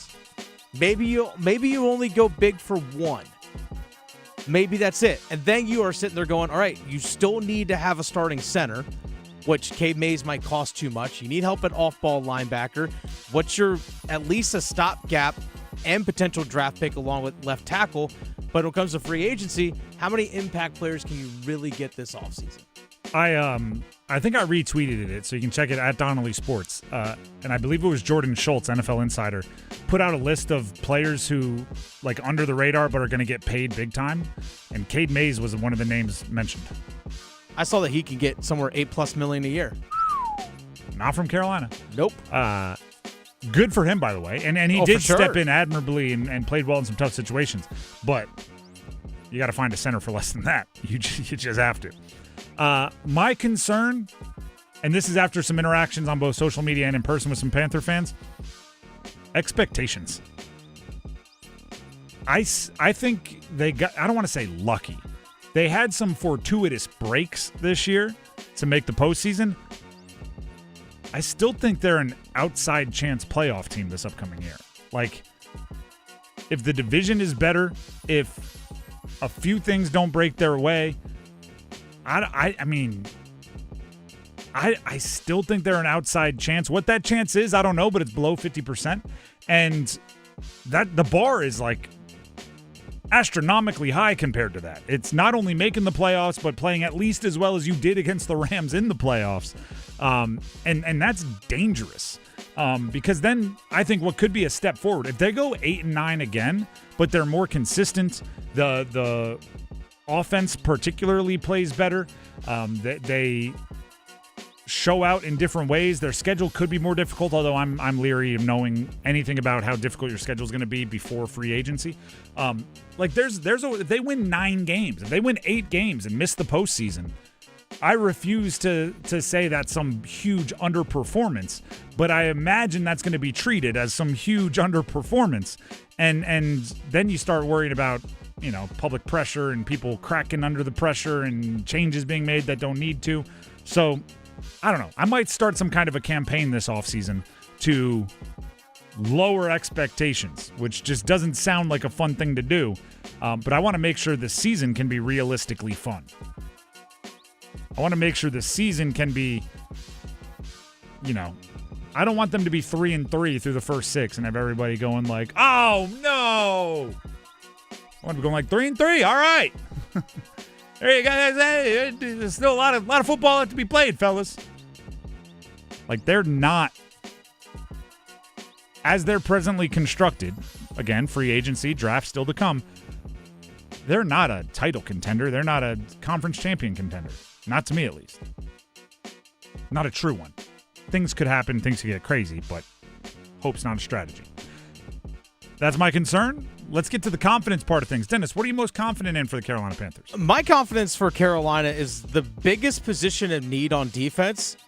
There's a lot of quality available. They need help at off-ball linebacker, and there is depth at both free agency and in the draft at that position, and it gives Dan Morgan the ability to double dip and using free agency and the draft to bring in multiple guys and really retool and just overhaul that position as a whole. Bring back Trevin Wallace, that's fine. He's still on a rookie contract. If you want to bring back Claude Cherlis because he's a special teamer and he's going to be a minimum contract, sure. But bring in 3 other guys at off-ball linebacker and really ramp up that position. Can we, I don't even know if it'll be quick here. Can we have some big theory football conversations real quick? Okay. This was not my original idea, but I've expanded on it. So right. I saw it somewhere. I think it might have just been a rando on Twitter. This year, this is not a joke. I think it might be the best off-ball linebacker draft that I've ever seen. From an athletic standpoint, from the amount of dudes. I think it's this is kind of like Malcolm Gladwell thinking rather than just seeing a phenomena and going, cool, trying to think about, like, how did we get here? Off-ball backer and edge rusher are by far the 2 deepest positions coming up in this draft. On defense and potentially in the draft overall. But if you include wide receiver, those are the 3 most. About 10 years ago, what happened in football in general? We started very, very adamantly telling everybody running backs don't matter, right? Running backs were not being drafted in the first round. Running backs were not being drafted or were not being paid in free agency. Running backs do not matter. Now, there's been a little bounce back there, but think about that 10 years ago. I used to, completely unironically say if I were a running back in high school, the first thing I would learn to do is backpedal. Learn to backpedal or learn to catch, Backpedal or catch, because wide receivers were getting paid, Defensive backs were getting paid. And if you were like a Derrick Henry-sized running back, I would say put your hand on the ground, learn to pass rush. Well, when you're a kid, when you're in Pop Warner, where does the best athlete on the field play? Running back. Always running back. Of course. Because the quarterbacks aren't good enough to complete passes because you're 7 years old, and you want the ball in their hands as much as possible, so running back. I think about 10 years ago, every best athlete on the field was playing running back. And as soon as it became obvious they were the type of athlete that might have a professional career, somebody in their life was smartly saying, let's get you catching, in which case they turned into Mekhi Lemon, they turned into Jordan Tyson, they turned into Amon-Ra St. Brown, right? They turned into these guys that are really good after the catch receivers, or they started playing corner and safety. Then they got too big because they're built like running backs, and they got moved to off-ball backer. And now that's where you find the Sonny Styles. That's where you find well, Rodriguez was a quarterback. That's where you find all of these guys now matriculating to the positions that 10 years ago we were told were still getting paid when running backs weren't. And what's this a notoriously bad draft for? Running backs. Yep. There's Jeremiah Love, who's just an outlier. That guy's an alien. And there really isn't a ton of other really, really good running backs in this year's draft. We might be hitting that point where everything we told running backs 10 years ago is coming to fruition now. It's, Jonathan Taylor wasn't a first-round draft pick, so now everybody's trying to play other positions as the best running back. I remember last year there was the deep running back draft. Correct. And this year and looking to the next few is kind of what sparked this. Mm-hmm. Like there's a delineation of like, look at this. I've always felt in high school, if you play both sides of the ball, especially if you're playing defense, if you're really athletic, but 190 pounds and 6'1", they put you at corner. Yep. They're not going to put you at safety. They're going to put you at corner to cover the other team's top receiver. And if you're a bigger guy and super fast, they just put you on the edge. So that's why you've seen a decline in my eyes, safety and off-ball linebacker. Because all the great athletes, like you said, are getting pushed to the edge or put out to the corner. But it's nice to see at least off-ball linebacker get emphasized again. Plus, as well, I heard Daniel Jeremiah of the NFL Network talk about this, about how in the NFL, in college, you see all these spread offenses. Mm-hmm. So a lot of teams defensively are running like a 4-2-5 defense. Like that's base is nickel. Yep. So, and then you sub-package even more. You may only have one off-ball linebacker on the field at times. So it's no wonder when we get to the NFL draft, why are there so few good off-ball linebackers? It's like, well, because none of them are playing in college. It's like, well, if I want to get on the field, I got to go rush the passer. Well, and the edge rusher. The other thing is you can always take failed corners and make them safeties. Yeah. If you're a corner and you're a little too slow, you become a safety. Mm-hmm. If you're a safety and you're a little too slow, you become an off-ball backer. Yep. And if you're an off-ball backer, you're a little too bad in coverage, you put on 20 pounds, become an edge rusher. Mm-hmm. You can always move in that direction. I do want to address what you said about last year's running back room, because I had the same thought, or running back draft. Yeah. And if you look at them, Ashton Genty was up until his junior year, I believe, a wide receiver in high school. Yeah. Guys like Woody Marks. Woody Marks is the all-time leading pass catcher in Mississippi State history because he started as a wide receiver. A lot of these guys, like Cam Scatabo, had to start at some junior college. Trevor Etienne is a lot of pass catcher there, and his whole family is running backs. There's R.J. Harvey started as a quarterback at UVA. Outside of like the Omari and Hamptons of the world, who just like are built in a lab running backs, there weren't many like true all the way broad up and down running backs in that class. They were very good, but a lot of them were moved there from other positions. I want to point that out. My confidence is just to transition back to what we were originally doing. I love those nerdy NFL conversations, football evolution conversations. I like the corners. The corners are what I'm confident in. Okay. I like J.C. Horn and Mike Jackson. I think they are amongst the best duo in the league, and they are now kind of established in that defense. And assuming they stay healthy, which is a big assumption, I think they will continue to be a strength. And that should, I emphasize should, because it hasn't always, free up Ejiro Evero, their defensive coordinator, to be a really creative play caller, because you can leave those guys on islands if need be. And get creative with your blitzes and pressures and twists and stunts because you don't need, safeties over the top always on your corners. So there you go. That's a very football nerdy conversation to have. Did you give your confidence? My confidence. I spoke for so long that I forget what we were saying. It was their ability to go get off-ball linebacker in both free agency and the draft. Correct. There's depth at their need. There you go. That's cons and cons. To make a hard transition here, over to some Carolina Hurricanes talk. Which, by the way, they have not made a trade yet. No trades as of yet. We'll keep you updated. We'll keep refreshing. Trust me, if there's a trade made by the Carolina Hurricanes and you tune into this show, bells and whistles. Something will be going on, and we'll be talking about it. I didn't know how to start this conversation, so I'm going to start it with a question. I'm like a public speaking 101. Draw them in with a hook. Dennis, how do you feel about Brandon Bussi after 2 starts post-Olympics break? I feel fine about him. Fine. Yeah, I feel fine. I mean, I think it's taken a little bit for the team as a whole and himself to get his little mojo back after 3 weeks away, but I feel fine. Let's first talk about the surface level stuff, which is the dude keeps winning. Yeah. Brandon Bussi won his 9th game in a row last night and is now the fastest goaltender in NHL history to 25 career wins, just like he was the fastest to 24 and 23, and he's, just cruising along. He has won 25 career games in his 29th career start. So that right there is crazy. The previous record was 32 games. He broke the record by 3 games. Fun fact for Canes fans out there, do you know who's 3rd fastest to 25 wins? Freddie Anderson. With 33 games. That's just you always see him popping up on the list. He's always just larking a few under Bussi when they update these lists. But even more impressive, I have a list of goalies, period, that have won 25 games in a 29-game span, let alone their first 29 games. Here's a list of goalies that have won 25 games in a 29-game span in the same season. Brandon Bussi, Andrei Vasilevsky this year also, both in 2026, which is kind of crazy. Eddie Johnston in 1971 and Tiny Thompson in 1930. End of list.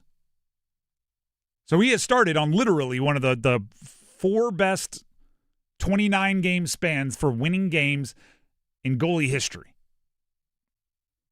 That's crazy.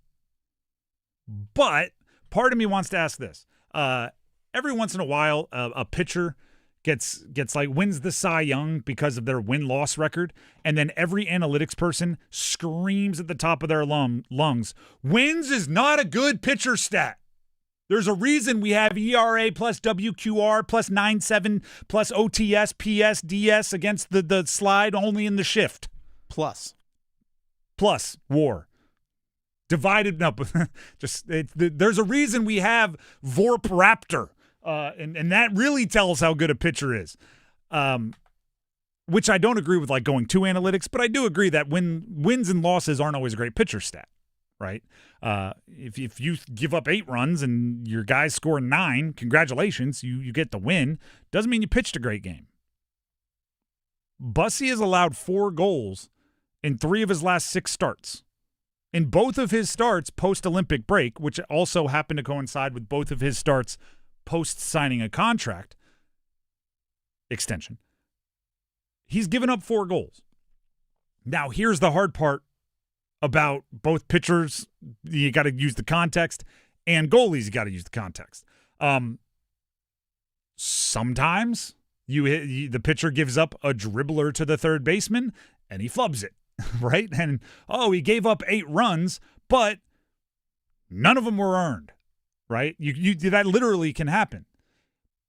In hockey, we don't have, like, goals and earned goals. You know what I mean?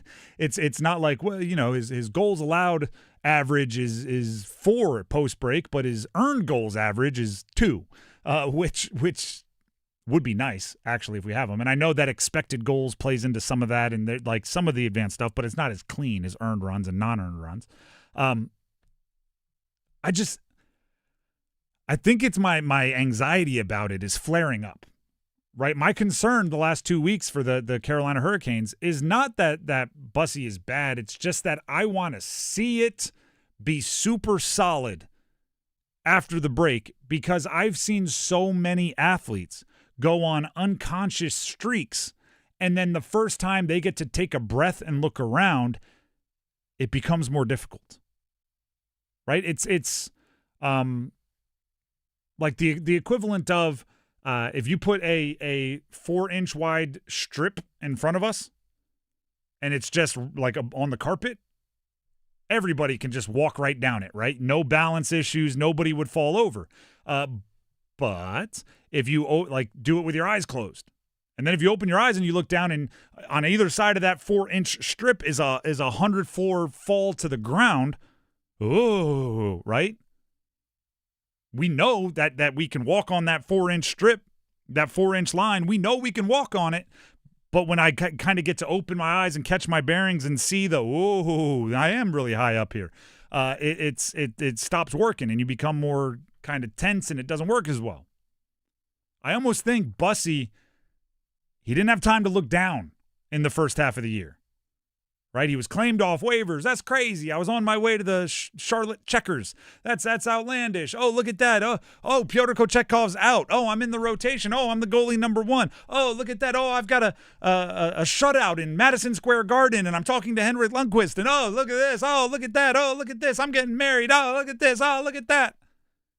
And then you had 3 weeks where you had time to inspect everything and look around and look down. And I am pretty high. And I just want to see him have a super solid back-to-back games. And both games he's played, they've won.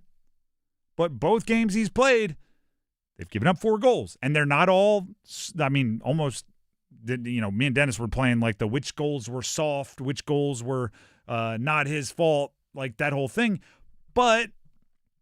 And I think we settled on 3 were kind of acceptable and 1 was kind of soft last night. Is that what we settled on? Yeah, like 1 goes off of Slavin. Yeah, that's hard to blame him for that off one. of a 5-on-3 power play. Hard to blame him for that one. Yeah, exactly. So, yeah, there's context with all of it. But what was the thing at the beginning of the year? He was unreal percentage against high leverage chances. He was making the saves that were bailing out his team in a lot of ways. And we're just seeing a little bit less of that, right? A little bit of he probably should have given up that goal, but he didn't. Like, they're just, that goal probably should have been scored, and it was. That's not his fault. And I just want to see 2 straight good Bussi games. So my anxiety, I'm being selfish here, so my anxiety can go away. Because if not, you have Freddie and you have Bussi. Unless there's a move in the next, 22 hours, those are your guys for what I believe is a cup or bust season. Like, this team is good enough. The East is wide open enough. The Panthers aren't going to be a thing. Florida Panthers aren't going to be a thing. You have a chance here. There's a gap that you can run through. But as everybody knows, you need good goalie play, right? It doesn't matter how good you are if your goalies aren't living up to it. And I want it. I just want to see it, right? Just show me, and then we can let all this go. That's all I'm saying. The Drive with Tim Donnelly, 99.9 The Fan. That's it. Before we move on, that's all I have to say, but Dennis has something he wants to say. I do. Dennis Cox here real quick for my friends over at Law Tigers. Speaking of Canes, this is for all you Caniacs out there. The Law Tigers are once again teaming up with your Carolina Hurricanes to give one lucky Caniac a custom Canes Ducati motorcycle. It's courtesy of Art Moto Garage and Shiny Side Paint. Simple to enter. Got to go to caniacsbike.com. If you haven't already, please do so. Go to caniacsbike.com. Helps you out because you have a chance to win a motorcycle. Helps me out because I want you to win that motorcycle, plain and simple. If you win the motorcycle, hit me up. We'll go for a ride. I'll ride my own motorcycle. You can ride the Ducati yourself. If you want to see the bike, go to caniacsbike.com. You'll see pictures right there. If you want to see it in person, swing by Art Moto Garage. They're located right here in Raleigh. It's an absolutely gorgeous motorcycle. It's a V4 Ducati. It's phenomenal. Custom painted with Canes colors, Canes logos, and decals. Not a single detail missed. and it could be yours. Go to caniacsbike.com. Bike will be given away less than a month from now, April 4th, live on the ice at the game. It also includes tickets into a catered suite as well. Go to caniacsbike.com. Date to enter, March 29th, so do not wait around. Law Tigers is a network of independent law firms who are members of the American Association of Motorcycle Injury Lawyers. Law Tigers is not a law firm. The Drive with Tim Donnelly, 99.9 The Fan, hears from many of you in one of our favorite segments, a Feedback Frenzy. Coming up. Evan, Canty, and Michelle are unsportsmanlike. At some point, it gets to be too good of an offer to pass up on. And I'm just pointing out the fact that if the Jets are insistent on getting a quarterback in this draft, they have all the ammunition they would ever need. They can offer a lot of first-round draft picks, whether it's 3 first-rounders, 4 first-rounders, 5 first-rounders over the next 3 or 4 years. At some point, the Raiders have to say yes. Mornings from 6 to 9 on 99.9 The Fan, the Triangle Sports Leader. Doesn't the North Carolina Education Lottery Winners Club give the best massages? I've never felt so relaxed. Thanks to this month's scratch-offs, this is our life now. It's like winning again and again and again.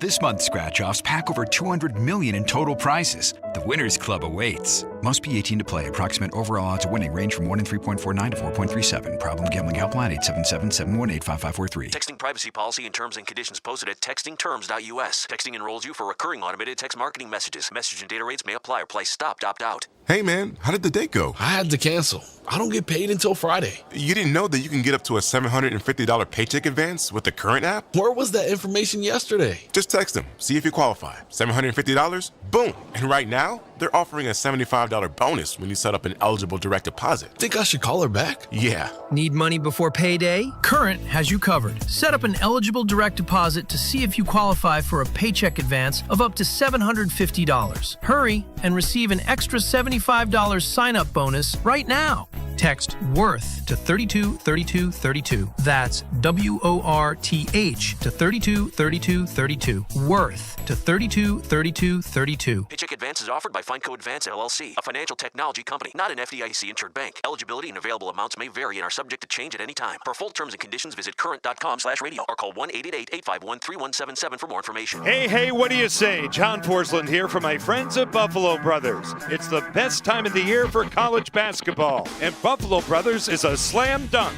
Best place in the Triangle to watch all the big games. They always have great drink specials, and check this out. Every Monday, half-price wings all day. That's half-price wings all day Monday. Dine in only. Now that's a deal, baby. Check out any of their 5 Triangle locations or online at buffbrothers.com. Aw, man, now I want wings.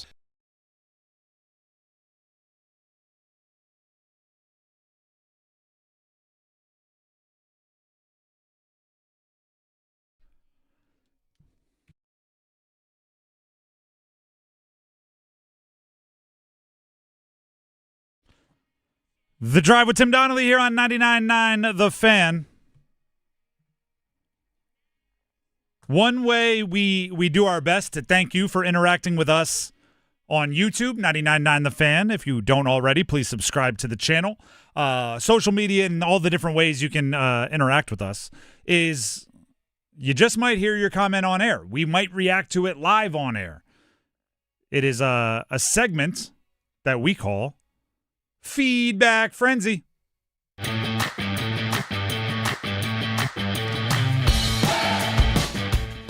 All right, Tim.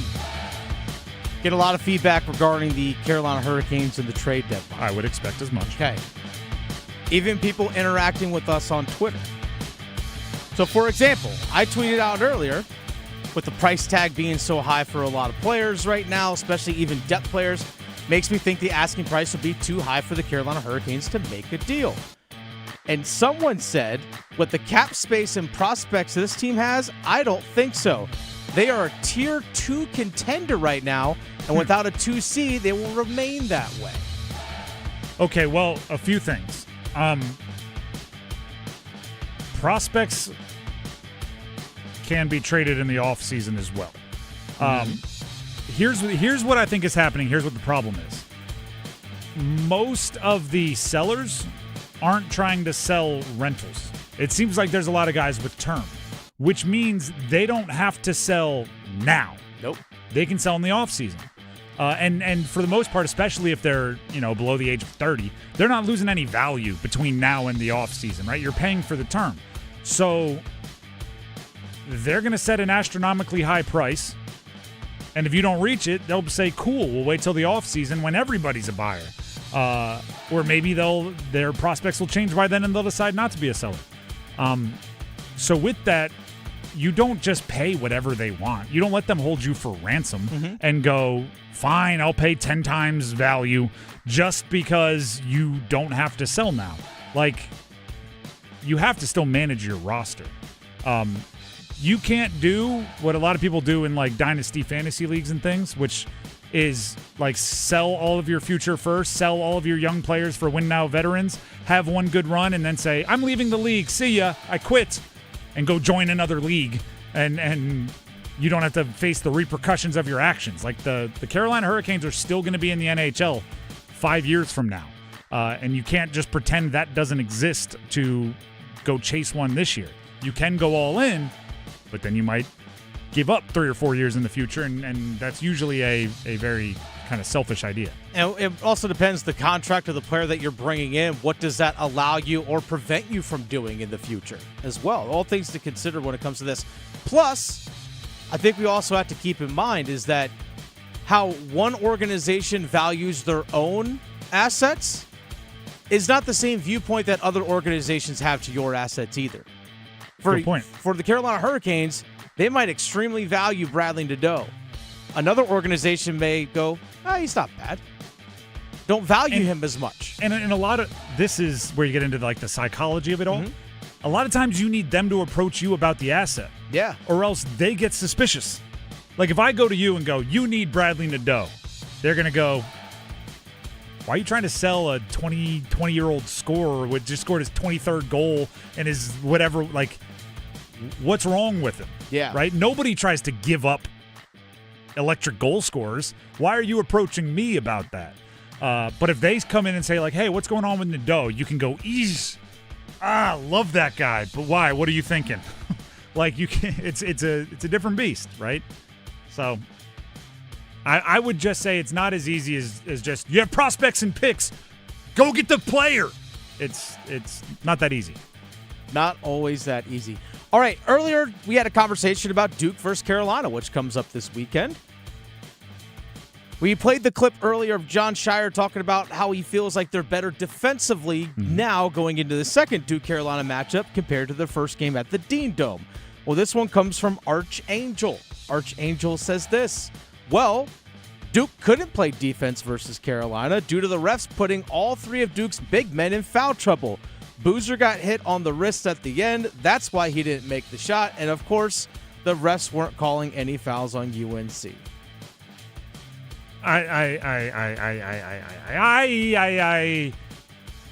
You're a Duke fan? Clearly. So you know how annoying it is when you win a game and the other team says it's only because the refs were in your favor. You deal with it all the time, and now you're doing the same thing. Listen, I don't know if you've ever stood next to Cam Boozer. The dude is built like a truck. He got hit on the wrist. He finishes through getting hit on the wrist all the time. And that's not even an excuse. I'm not even saying like, my point is, yes, they can play defense. Yes, they absolutely can. They can. They could have. And getting in foul trouble, it's going to happen. Like, it happens. You better be able to deal with it. And they did, by the way, for the most part, until the very last couple of minutes when everything kind of fell apart. I just don't like, unless you're going to go back and look at every possession and say, all right, Boozer got fouled. They should have gotten free throws there, but, Vesar got fouled on this end with 8 minutes left in the half. So if he gets 2 free throws there, and then, you can't, unless you're going to relitigate them all, you can't. You just can't. You can't. All right, let's actually go back to the Carolina Hurricanes trade conversations. Yesterday, we had the conversation of, would you be disappointed if the Carolina Hurricanes didn't make a move? If nothing happened? I said yes. I said I would be a little disappointed. because you have to anticipate that your opponents are going to be getting better as well. Granted, we haven't seen Tampa Bay make any moves. This one comes from Majesty. I mentioned this yesterday. I feel like I want to say this one again. This one comes from Majesty on our YouTube comments, who's a very well-known Jesperi Kokiniemi truther. Gotcha. He said, Dennis is a crybaby. A big-ass crybaby. Hey, I lost weight, buddy. It's not as big of a butt as you used to see, okay? That's all I'm saying. That's funny. Do you want to address that one, or do you want me to? Like, what was I crying about? That's what I think you were saying you were disappointed. You would be disappointed, and they're saying you shouldn't have emotions at the trade deadline. Oh, okay. You should be a steel brick wall. Okay, well, whatever. Hardened like a crab apple. Bet this person wouldn't come say it to my face at a Canes game. Here's what I say about being disappointed at the trade deadline. Right now, the picks and prospects are anything, right? If you think the team needs a goalie, picks and prospects represent your perfect goalie. If you think they need a 2C, it represents Robert Thomas. If you think they need a electric goal scorer, you think it's whatever this year's Gensel or Mikko Rantanen is. Like it's right now, it's your perfect thing. So if nothing happens and you're disappointed, it's because you care, you want what's best for the team, and you have an opinion on it. You think they need something, which, by the way, every team needs something. No team is perfect. So disappointment is fine. Now, let's be clear. If you're like crying real tears and you have to go to your car and sulk for an hour, maybe a little, tone down the dramatics. But if you're just disappointed, yeah, you're disappointed. That's fine. Hop on the motorcycle, go for a ride, cool off a little bit. That's what you do anyway. It's true, I would actually. You know what? I'll cry all day then. If they also make a trade, you'll also do that. So it's there's that too. I might rev the thing up. All right, along the same lines of that conversation, will we be disappointed if the Canes didn't make a move? This one comes from Toro Thin. Toro Thin says this: if they do nothing, that means our general manager, Eric Tulsky, doesn't think we can win the cup this year. As it currently stands, this team cannot win a 7-game series against Tampa. Or, hear me out. Go on. He might think they can win it all as is. There's a couple reasons why you don't make a trade. 1, there's no options out there to make. 2, you don't think your team needs to. 3, you didn't realize that you didn't pay your phone bill and the calls haven't been coming in. Like, it doesn't necessarily mean you don't think you can win. If you think they can't beat Tampa, that doesn't mean you just go out and make a trade regardless. It still has to be a trade that makes you better. It still has to be a trade with net positive value. It still has to be again, there has to be an actual trade available to make the trade. And hopefully, insiders usually leak that stuff over time, right? They came close on a trade for so-and-so, and here was the proposed package. Then we can start evaluating. But all I've seen as far as proposed packages is what Buffalo offered for Robert Thomas, which was a boatload, and it still didn't get the job done, or what was agreed to for Parayko, and then he used his no-trade clause, and even that was a lot. And the trades that actually have happened, there's expensive deals going around there. I don't know if there's one that I think the Canes are missing out on. I agree. Because that's the frustrating part. And I'm going to just take one more minute here. I know we're up against it. The frustrating part is when a deal is made somewhere else and you go, gosh, I wish my team would have upped that. I bet they should have beat that. They should have given another second rounder. I haven't seen that trade yet. I haven't seen a trade where I'm like, gosh, I wish the Canes would have outbid that. A lot of it has been like, oh, goodness, they probably bowed out three prospects ago. They got a second for him? I bet you the Canes offered a fifth. That's kind of where I think they are. Yeah, we saw a 3rd/4th line center, Nick Waugh, get traded to Colorado from Toronto for a first-round pick and a 5th. Or a guy that we talked about, McCarron from Nashville.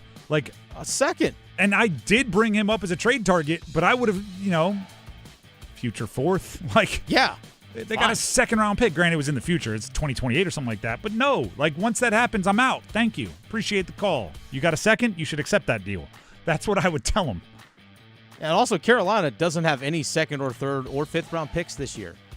They have a 1st, a 4th, and 2 6th. That's it. I think they want to keep the 1st. I was talking with Adam about this. I think they want to keep the 1st and turn that into 2 seconds, and then turn that into a second and 2/3, and then turn that into like they did last year. Yeah, and they're good at it, and I think they Very can, good. but I don't think they want to trade that first, because that first represents like 8 new guys getting into their pipeline this year.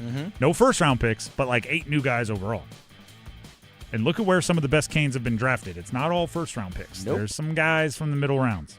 The Drive with Tim Donnelly, 99.9 The Fan. Thank you to everybody that participates. Even if we disagree with your comment during a feedback frenzy, I still very much respect the feedback frenzy, and I appreciate you for voicing your opinions, and I hope you continue to do so. With that being said, Dennis has a message.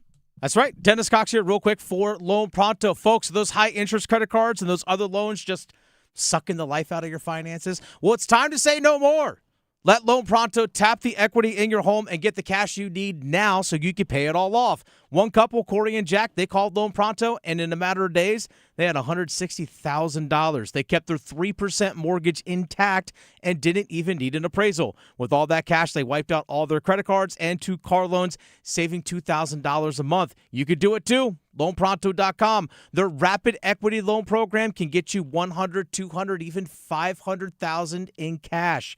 Another couple, Chloe and Ethan, they just did that. Consolidated all their high interest debt into one super low monthly payment, giving them an extra $1,000 a month. Just imagine this. You pay off all your credit cards, you slash your monthly payments, you breathe a little bit easier, you get your life back. Interest rates are at 3-year lows, so call Loan Pronto now, 919-381-1760, or visit LoanPronto.com, 919-381-1760, LoanPronto.com. Equal housing lender, NMLS 1661781. Visit NMLSConsumerAccess.org.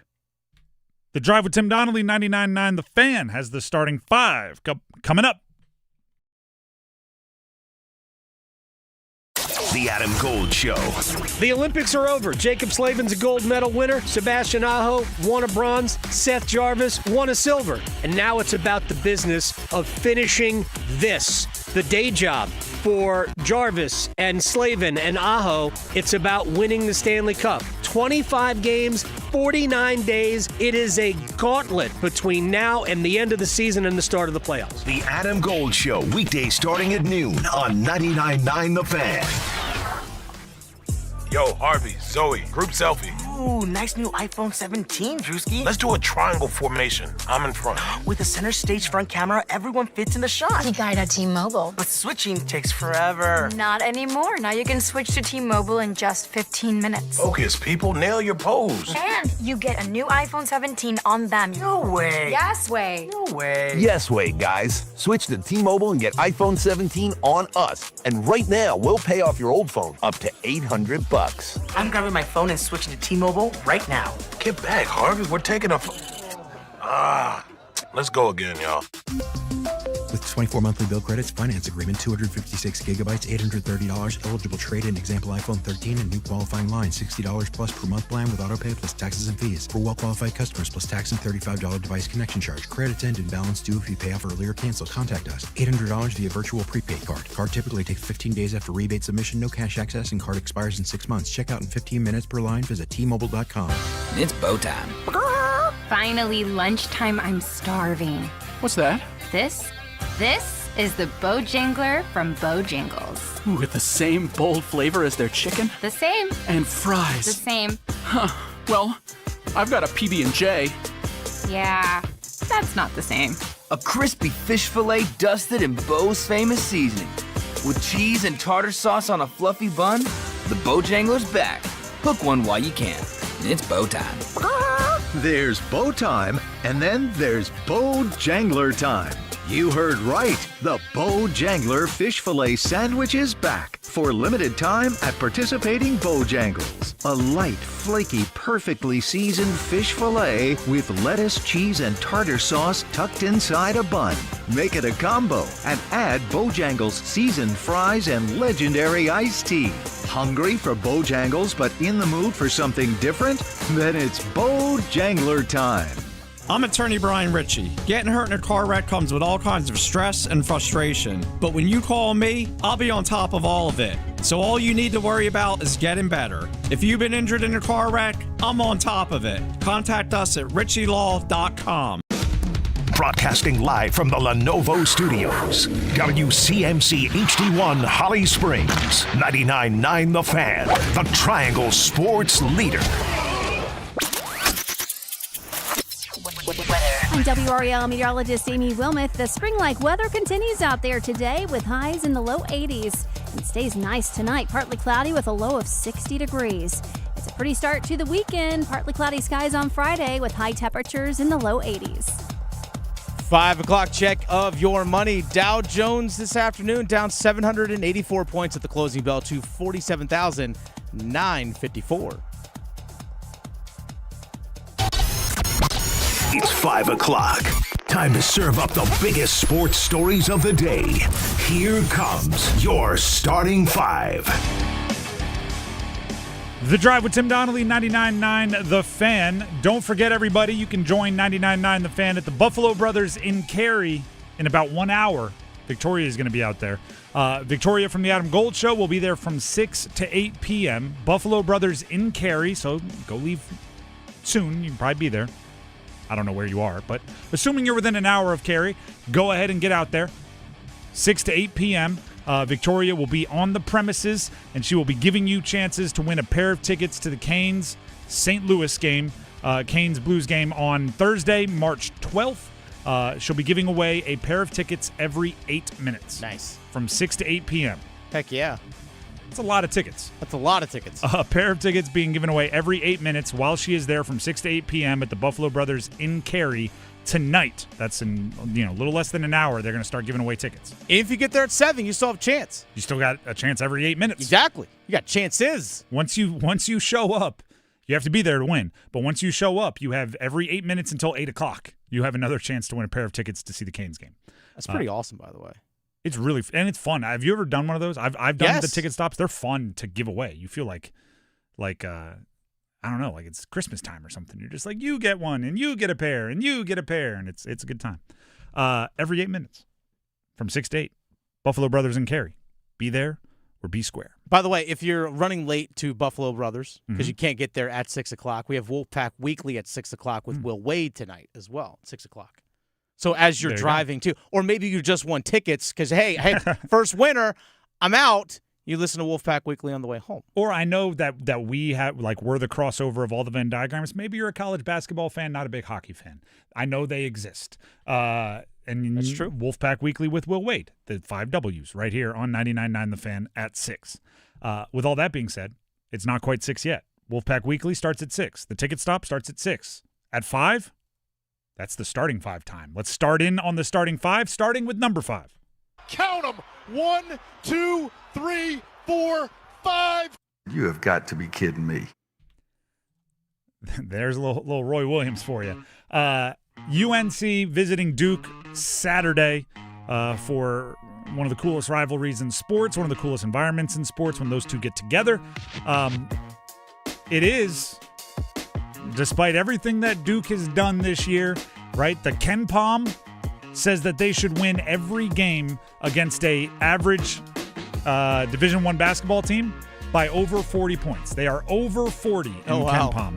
And what that means is if you take an average Division I basketball team, they would expect Duke to beat them by more than 40 points. Hasn't been achieved over a full season since Duke did it, I think, 99-2000, over 40 Ken Palm. But despite all of that, guess what? They have to beat Carolina on Saturday to avoid being swept in the season series by their rival. That's a tough one, right? You don't want that to happen if you're Duke.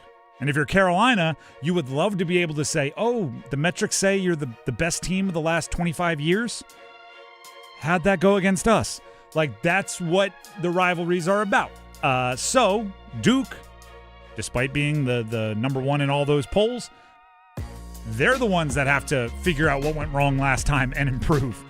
Carolina gets to be a little bit of the aggressor, especially if Caleb Wilson can play, which is still up in the air.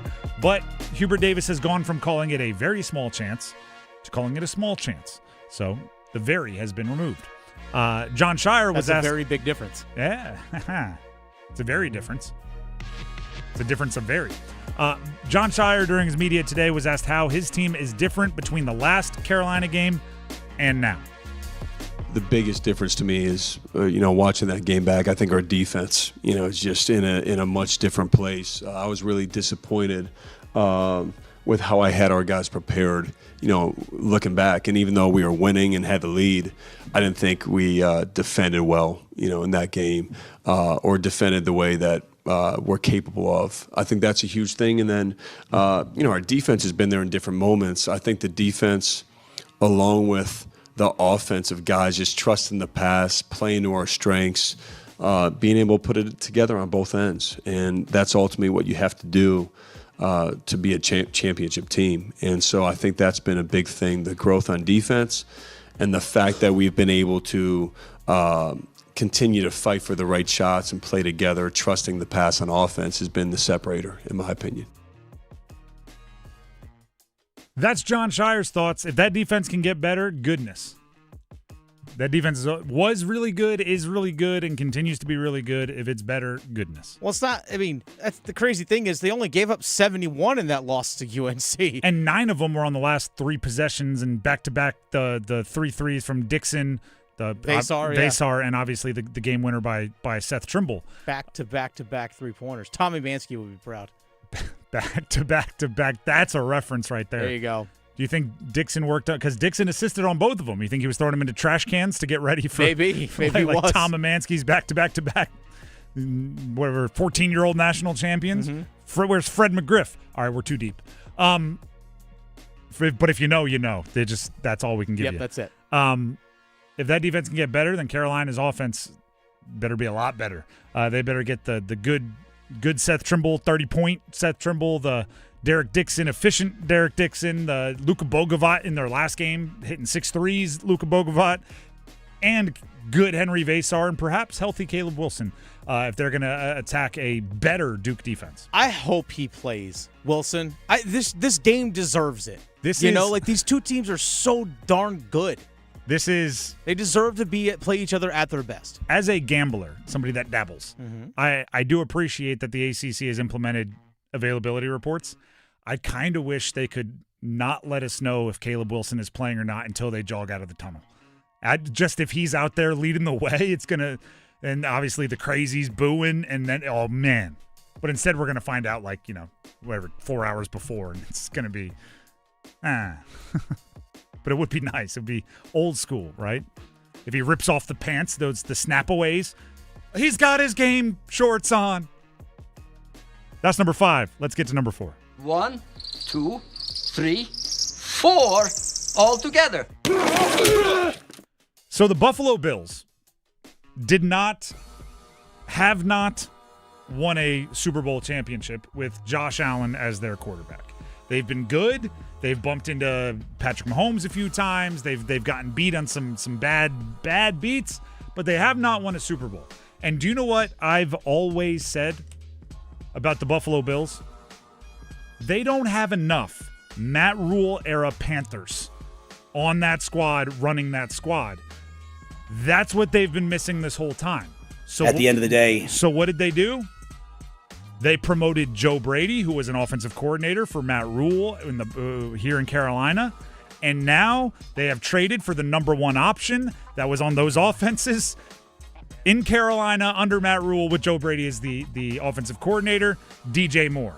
They said, yes, we have Josh Allen. We have we have James Cook. We have the glitz and the glam. We need Matt Rule-era Panthers touches, and that will put us over the top. Go get Christian McCaffrey, really complete. Well, that might. Yeah. James Cook's pretty good, though. Buffalo traded for DJ Moore from the Bears.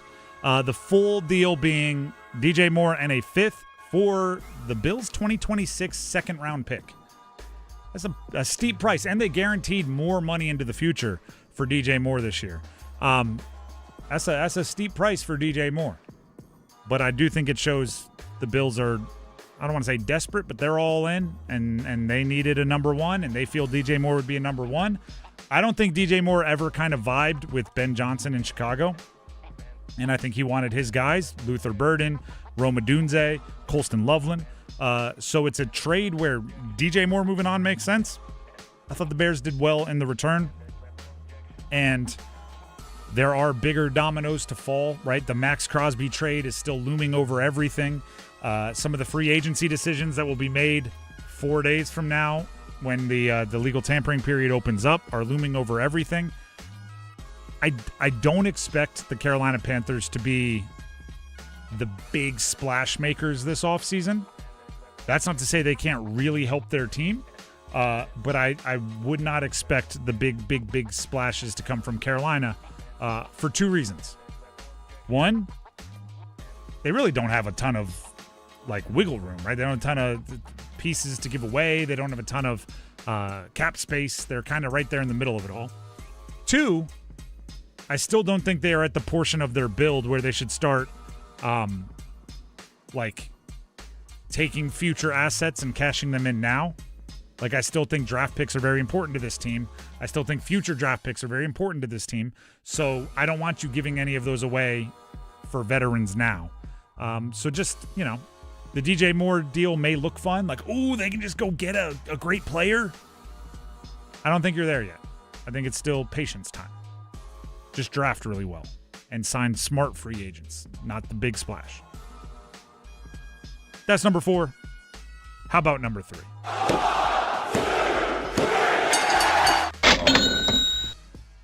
Carolina Hurricanes team owner Tim Donnelly, according to Sportico, who had it first, has an agreement in place to sell 12.5% of the Carolina Hurricanes to a minority stakeholder.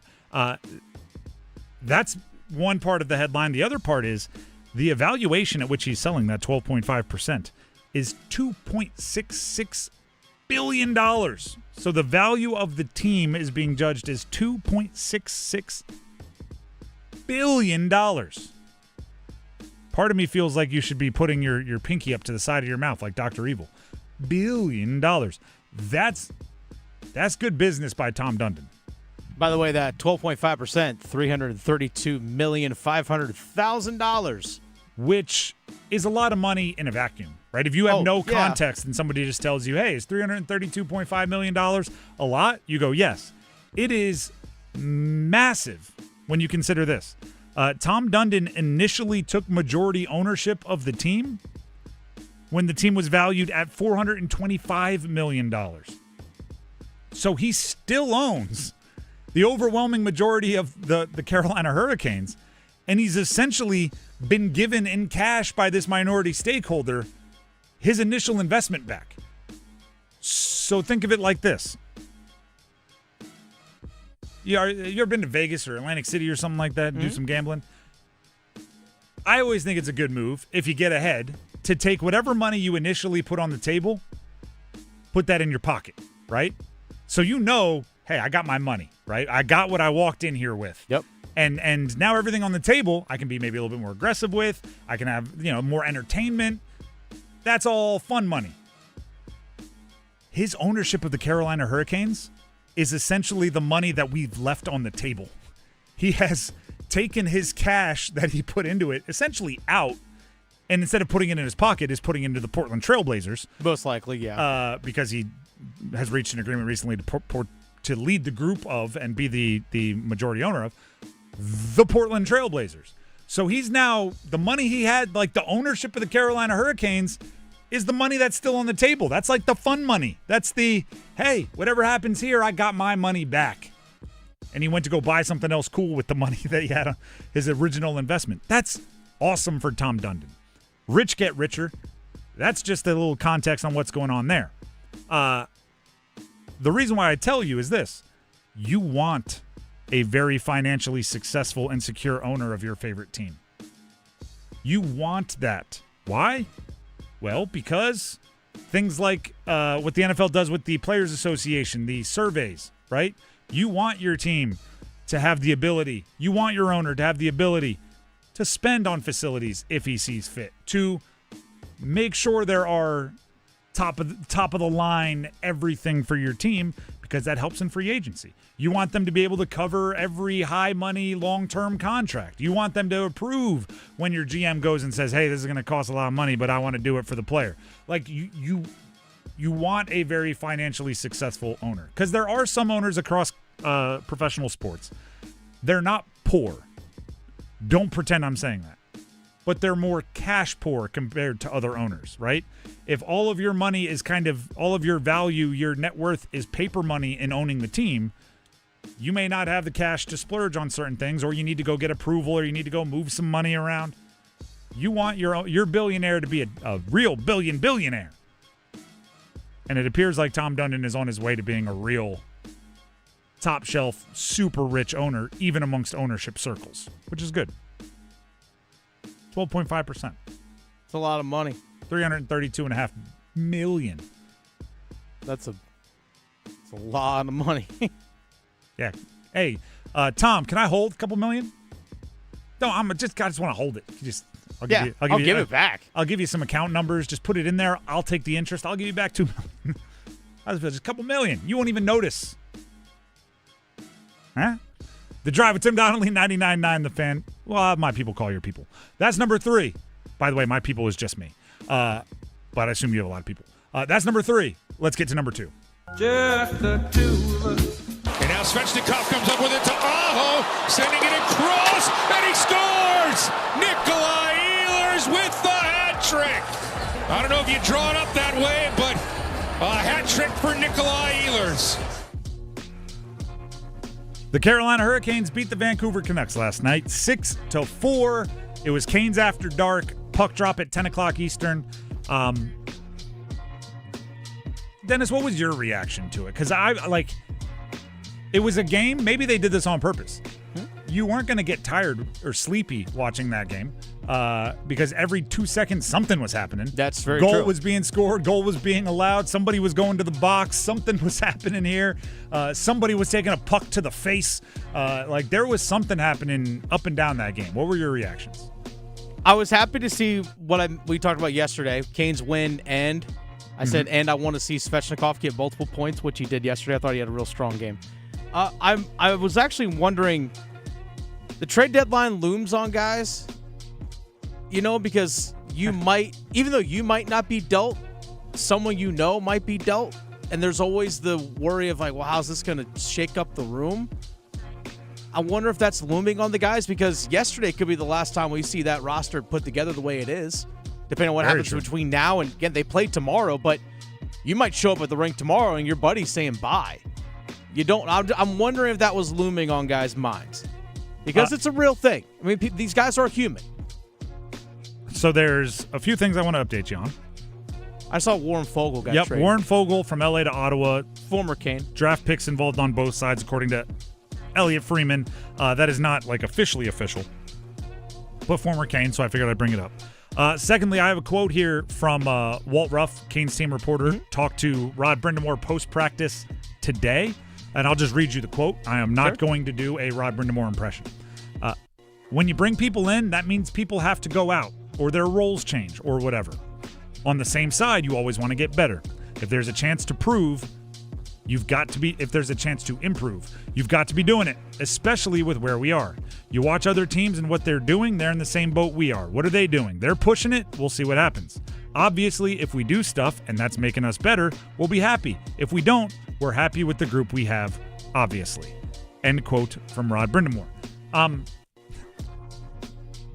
I'll give you this. Coaches are in impossible situations today. You have to do what he did. We want to get better, but we love our guys, but we want to get better. We think we can get better, but we can't get better because our guys are so great, and there's nobody out there better than my guys. But yeah, we would be excited if we could get better.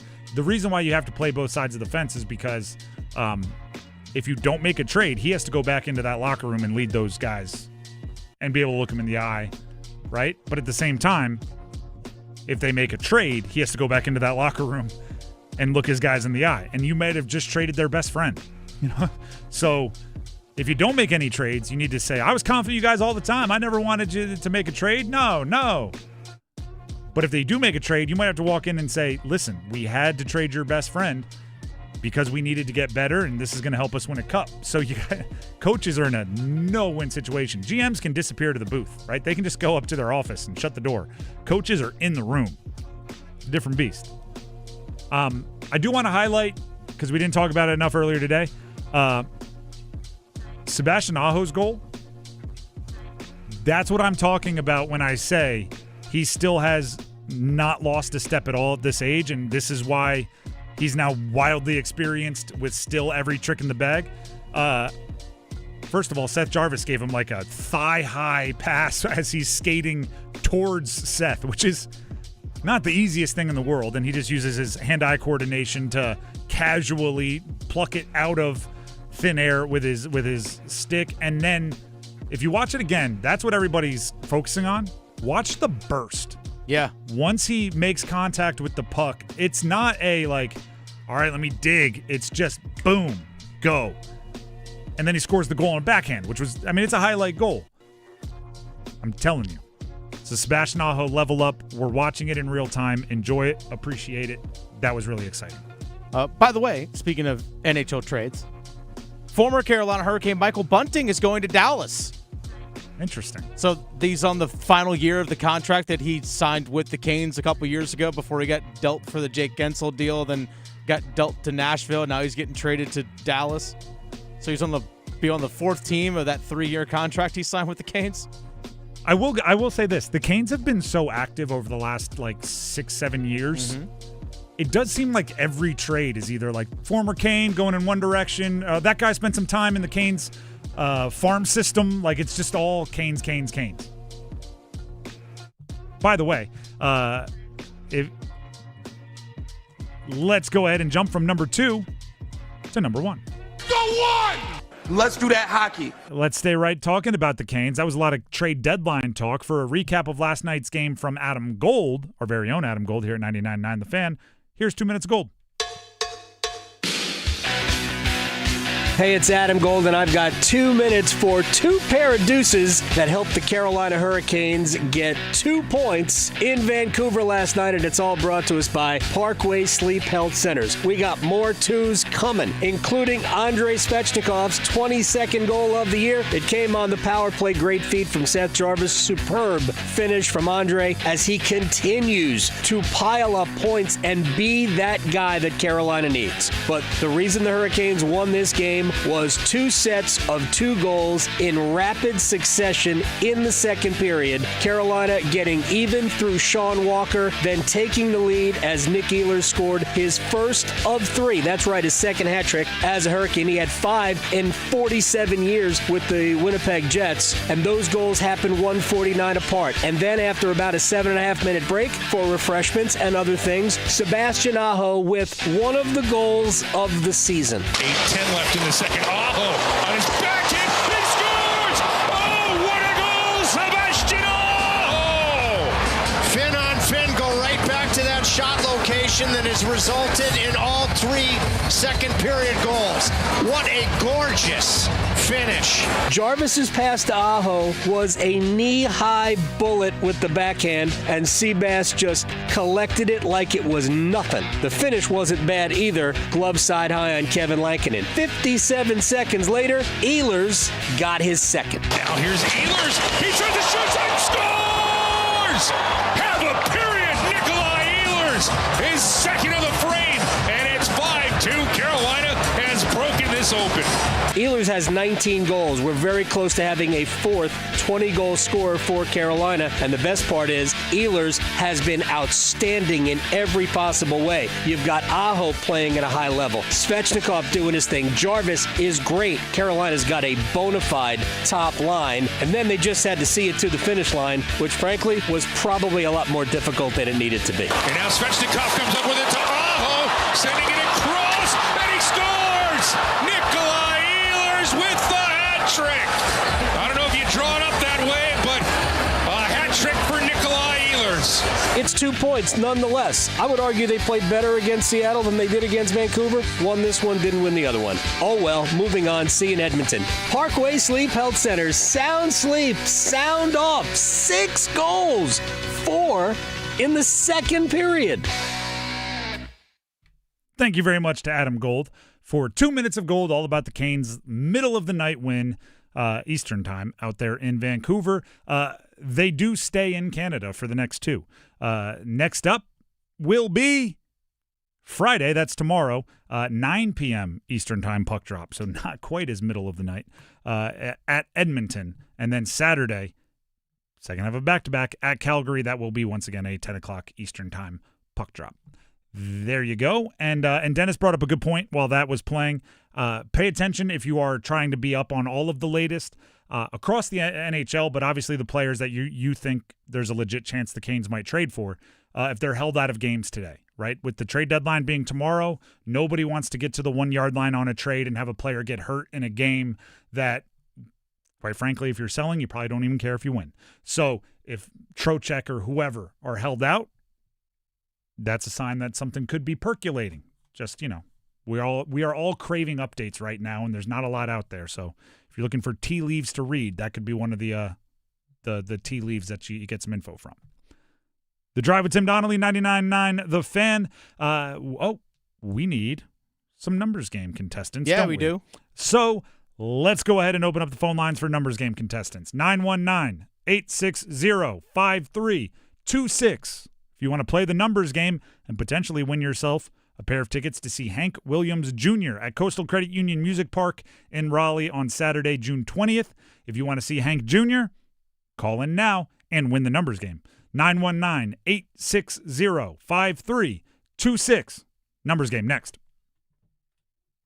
Hey there, I'm Victoria Vodnecker with 99.9 The Fan, and I will be out at the Buffalo Brothers in Cary from 6 to 8 tonight because I am giving away multiple pairs of tickets to see our Carolina Hurricanes take on the St. Louis Blues on March 12th. And I'll have a new pair every 8 minutes, so if you don't get picked the first time or even the second time, just wait around a few minutes because you got another opportunity coming right around the corner. So, what more do you need to help deliver us a little closer to the weekend than coming out to Buffalo Brothers on this gorgeous day, grabbing some tasty dinner and cold beverages while tossing your hat in the ring to participate in being the loudest house in hockey? And I know I mentioned those cold beverages, so tonight at this Cary location in particular, they have a special where you can get $4.50 Miller Lite, $5.50 Blue Moon, and $6.50 Screwball Whiskey and Jameson, which honestly goes perfect with something like their wings or their Super Club sandwich. So come out, say hi, throw your name in the Canes pot, and let's start the weekend a little early.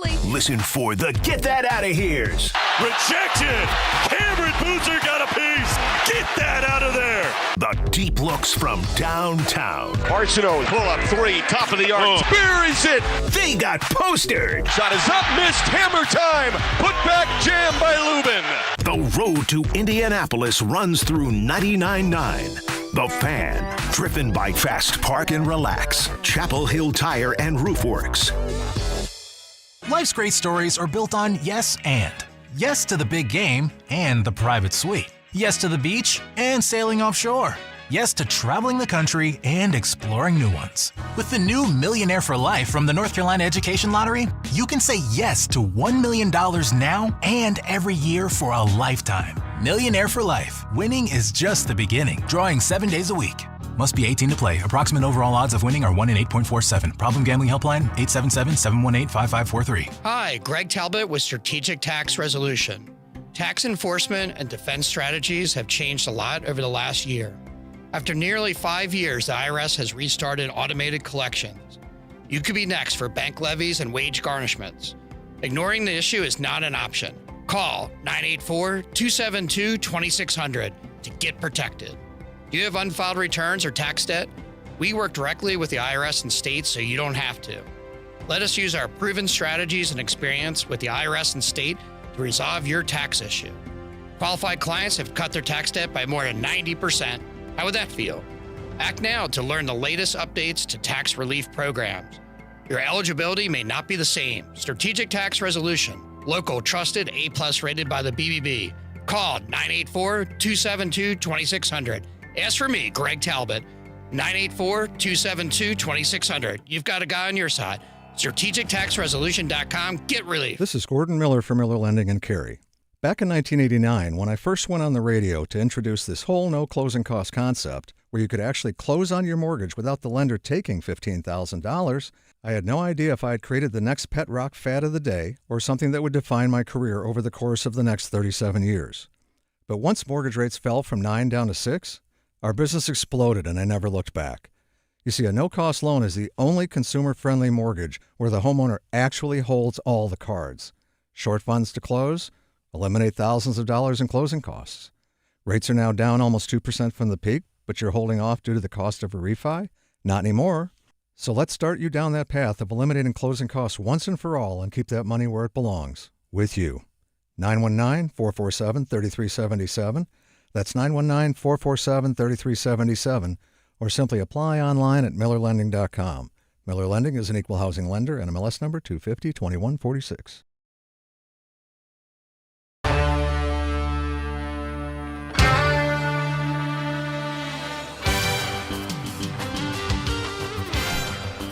The Drive with Tim Donnelly, 99.9 The Fan. It is time to play the numbers game. We have tickets to see Hank Williams Jr. when he comes to the area in June, going to one of our two contestants. We have Tom in Clayton and Jake in Raleigh getting ready to battle it out with numbers game trivia. But first, we have to decide who goes first. To do that, we bring them each onto the show, ask them the same question. Dennis will be our judge. He'll pick his favorite answer, and that person will get to go first. Tom and Clayton, can you hear me? Yes. All right, today's question, with the NHL trade deadline being tomorrow, and this is good. I'll put you on the spot on this one. We just saw where Parayko had the non-movement clause, and he refused to waive it, so the trade didn't go through. You don't have to know the details of it, but non-movement clauses are a big kind of theme of the NHL trade deadline this year.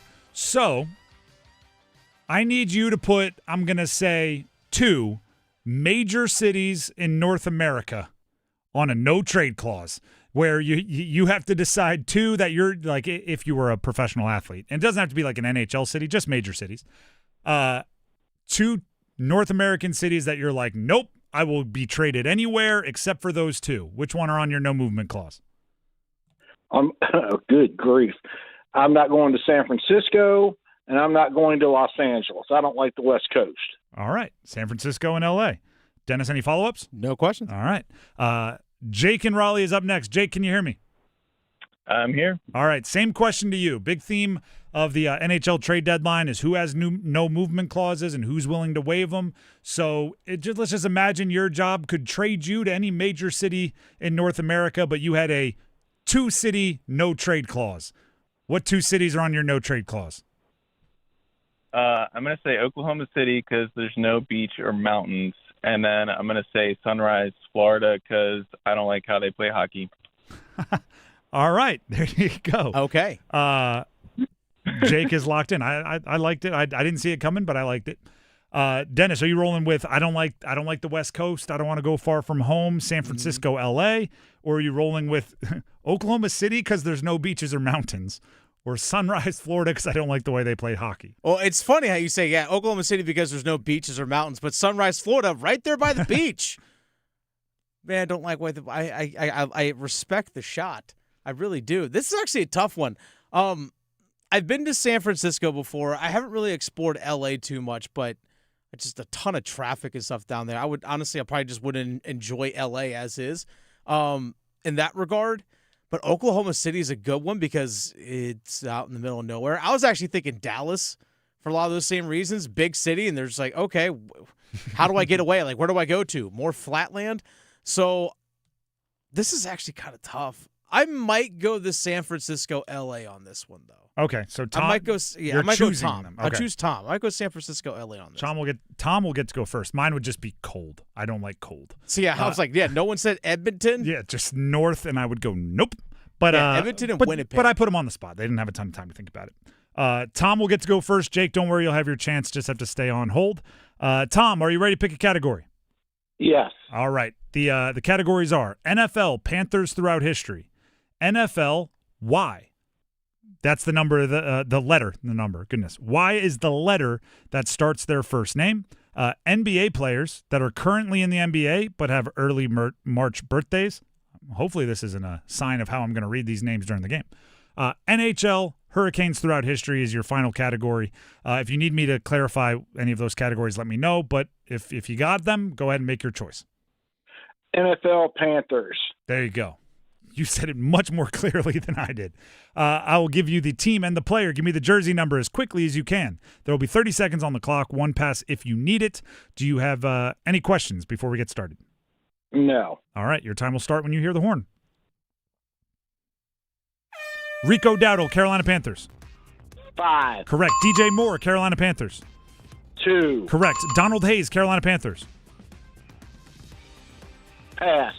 Jordan Gross, Carolina Panthers. 69. Correct. Star Lotulelei, Carolina Panthers. 95. Incorrect. Donald Hayes, Carolina Panthers. 18. Incorrect. Star Lotulelei, Carolina Panthers. 92. Incorrect. Donald Hayes, Carolina Panthers. 80. Ooh, so close. You got Rico with 5. DJ Moore, we would have accepted 2 or 12, so you got that one. Donald Hayes, we would have accepted 81 or 88. You went for 80 right there at the end, which was close, but not close enough. Jordan Gross, 69. You got that one. Star Lotulelei, you were in the 90s, but we were looking for 98. So you end up with, that's 3, correct? You got 3? All right. 3 is the leader in the clubhouse. Tom, stay on hold. We'll see if it holds up. Okay. That brings us to Jake. Jake, can you hear us? Yes.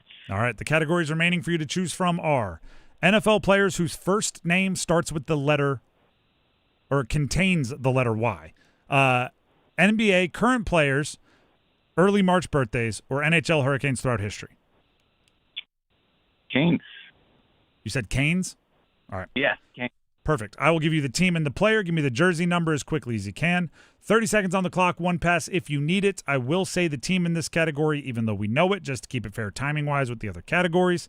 And you do need at least 4 for the victory. Do you have any questions before we jump in? Good. Thanks. All right. If you're good, we'll jump in. Your time will start when you hear the horn. Keandre Miller, Carolina Hurricanes. 19. Correct. Vincent Trocheck, Carolina Hurricanes. 20. Incorrect. Ty Smith, Carolina Hurricanes. 7. Incorrect. Vincent Trocheck, Carolina Hurricanes. 28. Incorrect. Ty Smith, Carolina Hurricanes. Pass. Craig McDonald, Carolina Hurricanes. 41. Incorrect. Ty Smith, Carolina Hurricanes. 6.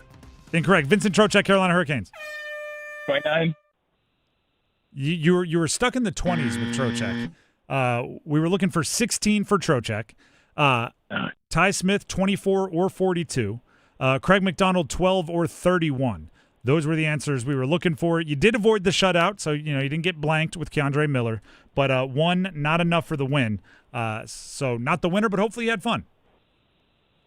Definitely. All right. And I like the little shot you took there with Sunrise, Florida. So you're okay in my book. And that means Tom's the winner. Tom, you're okay in my book as well. And you get free tickets. Thank you. Awesome. Hank Williams Jr. coming to the area in June. Josephus. And you will get a pair of tickets there. So stay on the line, and Dennis will grab the info he needs to make sure you get your tickets, okay? Yes, sir. Thank you. I like your enthusiasm. I like those contestants. Not the most clean played numbers games of all time, but I like the contestants. So take with that what you will. The Drive with Tim Donnelly, 99.9 The Fan. When we come back, do college basketball teams have to change the way they've always done one particular thing? Stick around.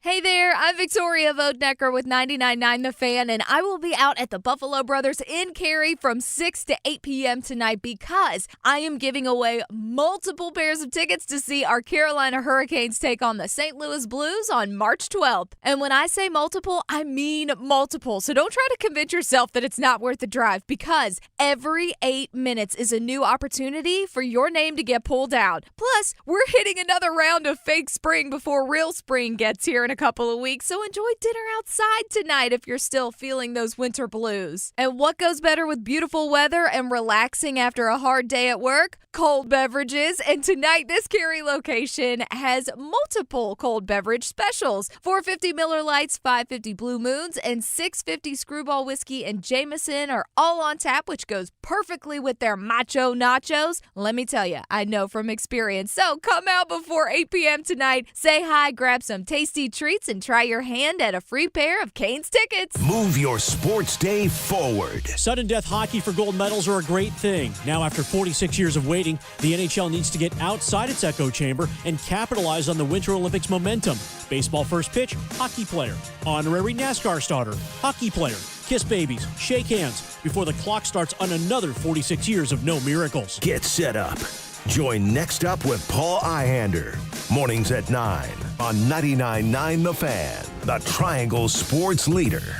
Texting privacy policy and terms and conditions posted at textingterms.us. Texting enrolls you for recurring automated text marketing messages. Message and data rates may apply or price stopped. Opt out. Hey man, how did the date go? I had to cancel. I don't get paid until Friday. You didn't know that you can get up to a $750 paycheck advance with the current app? Where was that information yesterday? Just text them, see if you qualify. $750? Boom! And right now, they're offering a $75 bonus when you set up an eligible direct deposit. Think I should call her back? Yeah. Need money before payday? Current has you covered. Set up an eligible direct deposit to see if you qualify for a paycheck advance of up to $750. Hurry and receive an extra $75 sign-up bonus right now. Text WORTH to 323232. That's WORTH to 323232. WORTH to 323232. Paycheck advance is offered by FindCo Advance LLC, a financial technology company, not an FDIC-insured bank. Eligibility and available amounts may vary and are subject to change at any time. For full terms and conditions, visit current.com/radio or call 1-888-851-3177 for more information. If you're exhausted, not just tired, but worn down, this message is for you. I'm Brandon Giggling, president of Parkway Sleep Health Centers. Across North Carolina, many people wait months, sometimes over a year, just to start sleep care. That wait isn't normal, and it isn't necessary. At Parkway, most patients are seen within weeks, with virtual consultations and home sleep studies that remove unnecessary delays. Sleep care shouldn't have to depend on how long you're willing to wait. Parkway Sleep, your fastest path to better sleep. Start today at parkwaysleep.com. Sound sleep, sound health. The shot, they score!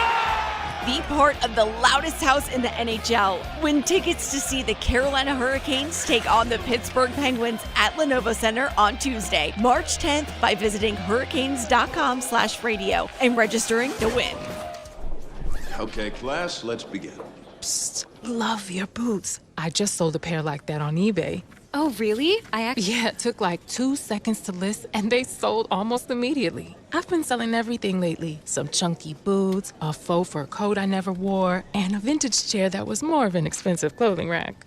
You know, I actually bought these on eBay. Wait, are you Kitty Sell Stuff from Brooklyn? Okay, quiet, please. Find what you love, sell what you don't. eBay. Things people love. This hour of the drive is brought to you by Law Tigers. Injured in a motorcycle accident? Call 1-800-LAW-TIGERS before you call your insurance company. Case evaluations are always free, and you don't pay a dime until your case settles. Law Tigers, North Carolina's motorcycle lawyers.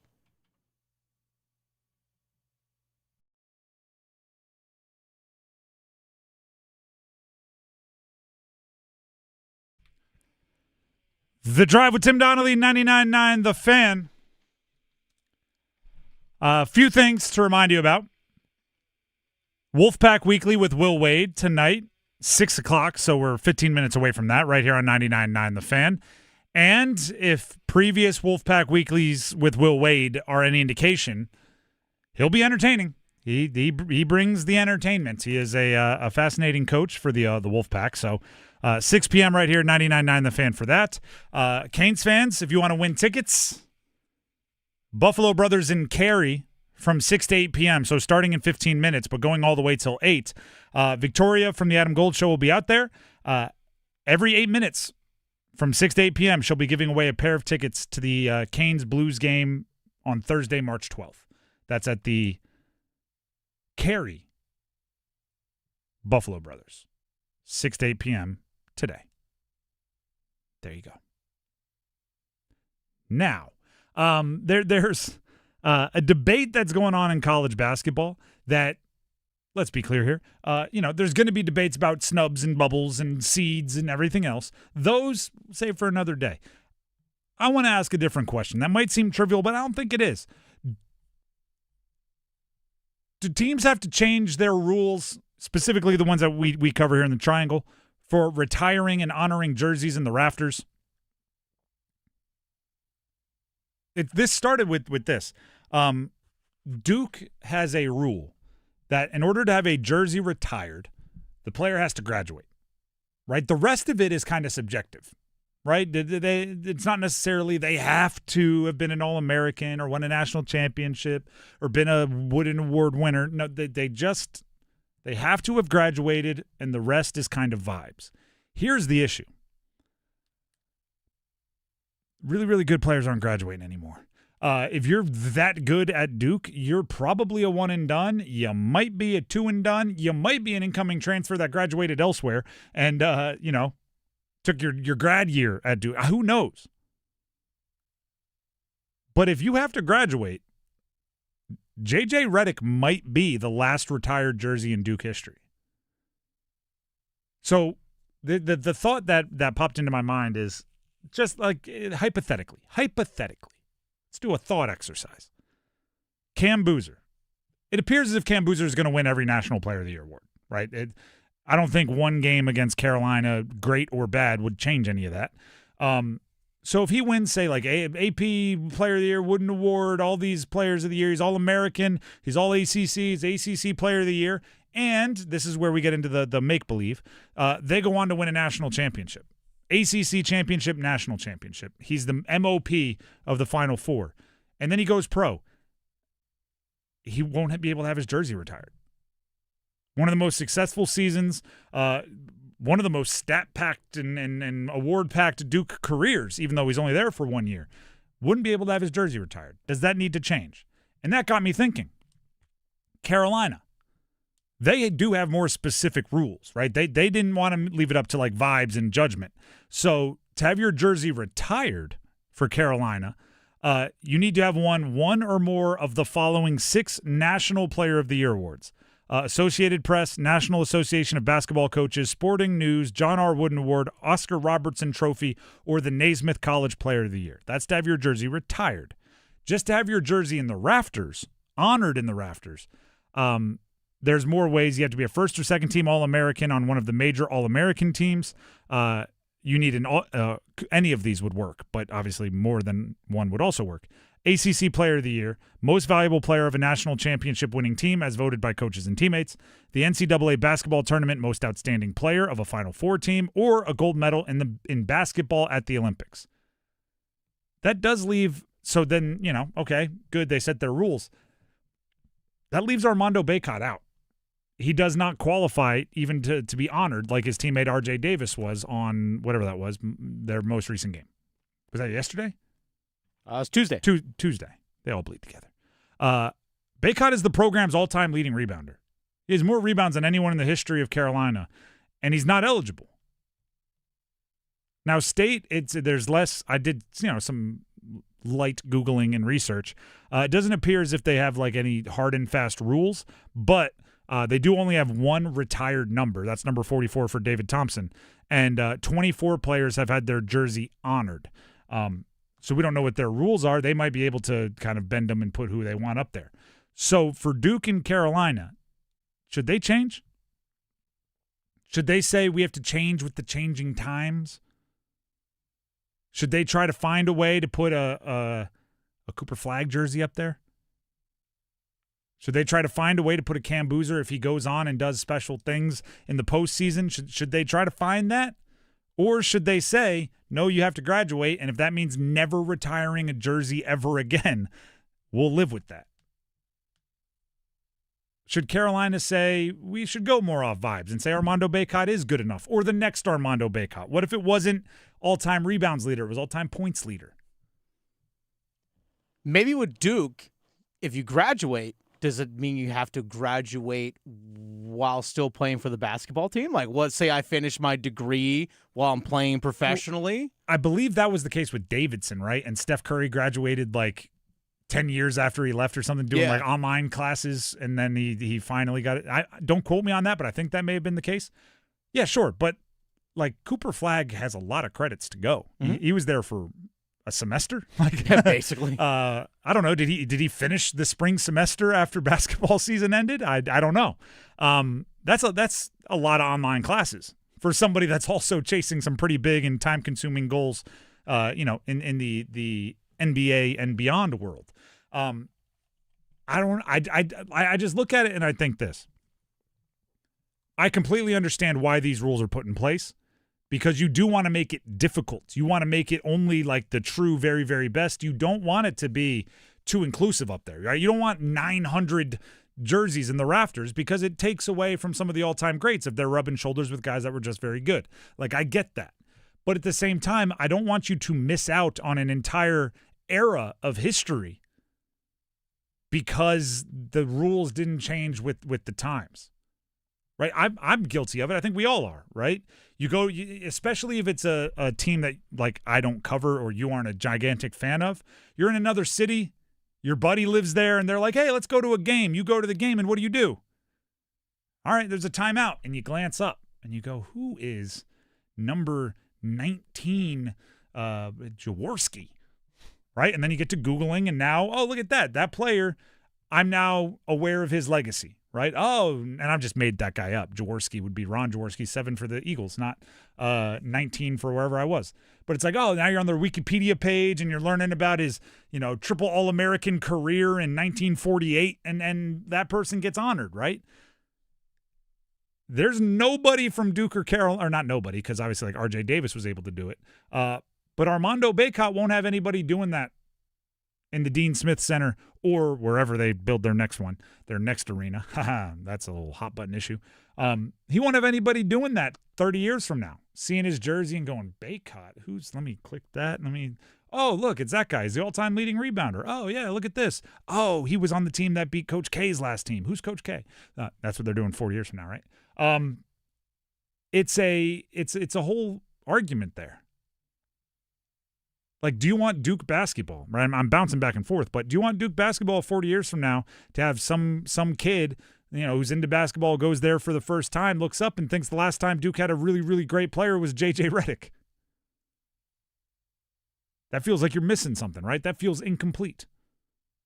And I'm not even arguing specifically for a player since J.J. Redick, although I do argue feels like somebody from that Shire Singler Nolan Smith year should be in the rafters. They won a national championship. Maybe somebody from are you putting Quinn Cook in off the 2015 national championship team and rather than Jahlil Okafor and Justice Winslow and Tyus Jones because Quinn Cook stayed long enough to graduate? I don't know.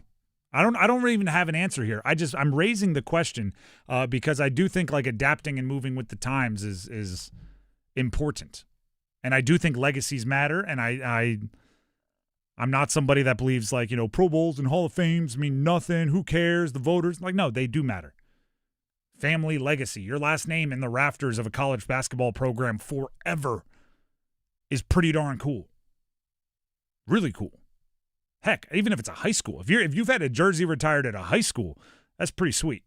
My high school retired one jersey. Oliver Purnell used to be the coach of Clemson. Went to my high school. They did that while I was there at halftime of one of our football games. Awesome. Jealous. Now imagine taking that jealousy and putting it for Carolina, Duke, or NC State basketball. You're talking all-time greats. R.J. Davis has some bragging rights. The Drive with Tim Donnelly, 99.9 The Fan, Wolfpack Weekly with Will Wade. Maybe they'll talk about this. Coming up next here on 99.9 The Fan, so enjoy insight into Wolfpack basketball. We'll be back tomorrow to round out the week the proper way and send you into a really, really fun sports weekend tomorrow. Follow us on YouTube. Subscribe, 99.9 The Fan. Please tell your friends about it. And we'll see you tomorrow. Have a great night, everybody. Do you have a smartphone? Of course you do. Do you have a pocket or pouch or human hand to hold your smartphone? Then you have no excuse. Download the 99.9 The Fan brand new app today and take us with you wherever you go. Your favorite hosts, podcasts, and live sports action all in one place. Available for Apple iPhone and Android phones. Finally, there's an app for 99.9 The Fan. Download the 99.9 The Fan app today. Powered by Aspire Money Management. On the Wolfpack Sports Network from Learfield, this is Wolfpack Sports Today, your daily look inside NC State athletics. And now, here's Wolfpack Sports Today.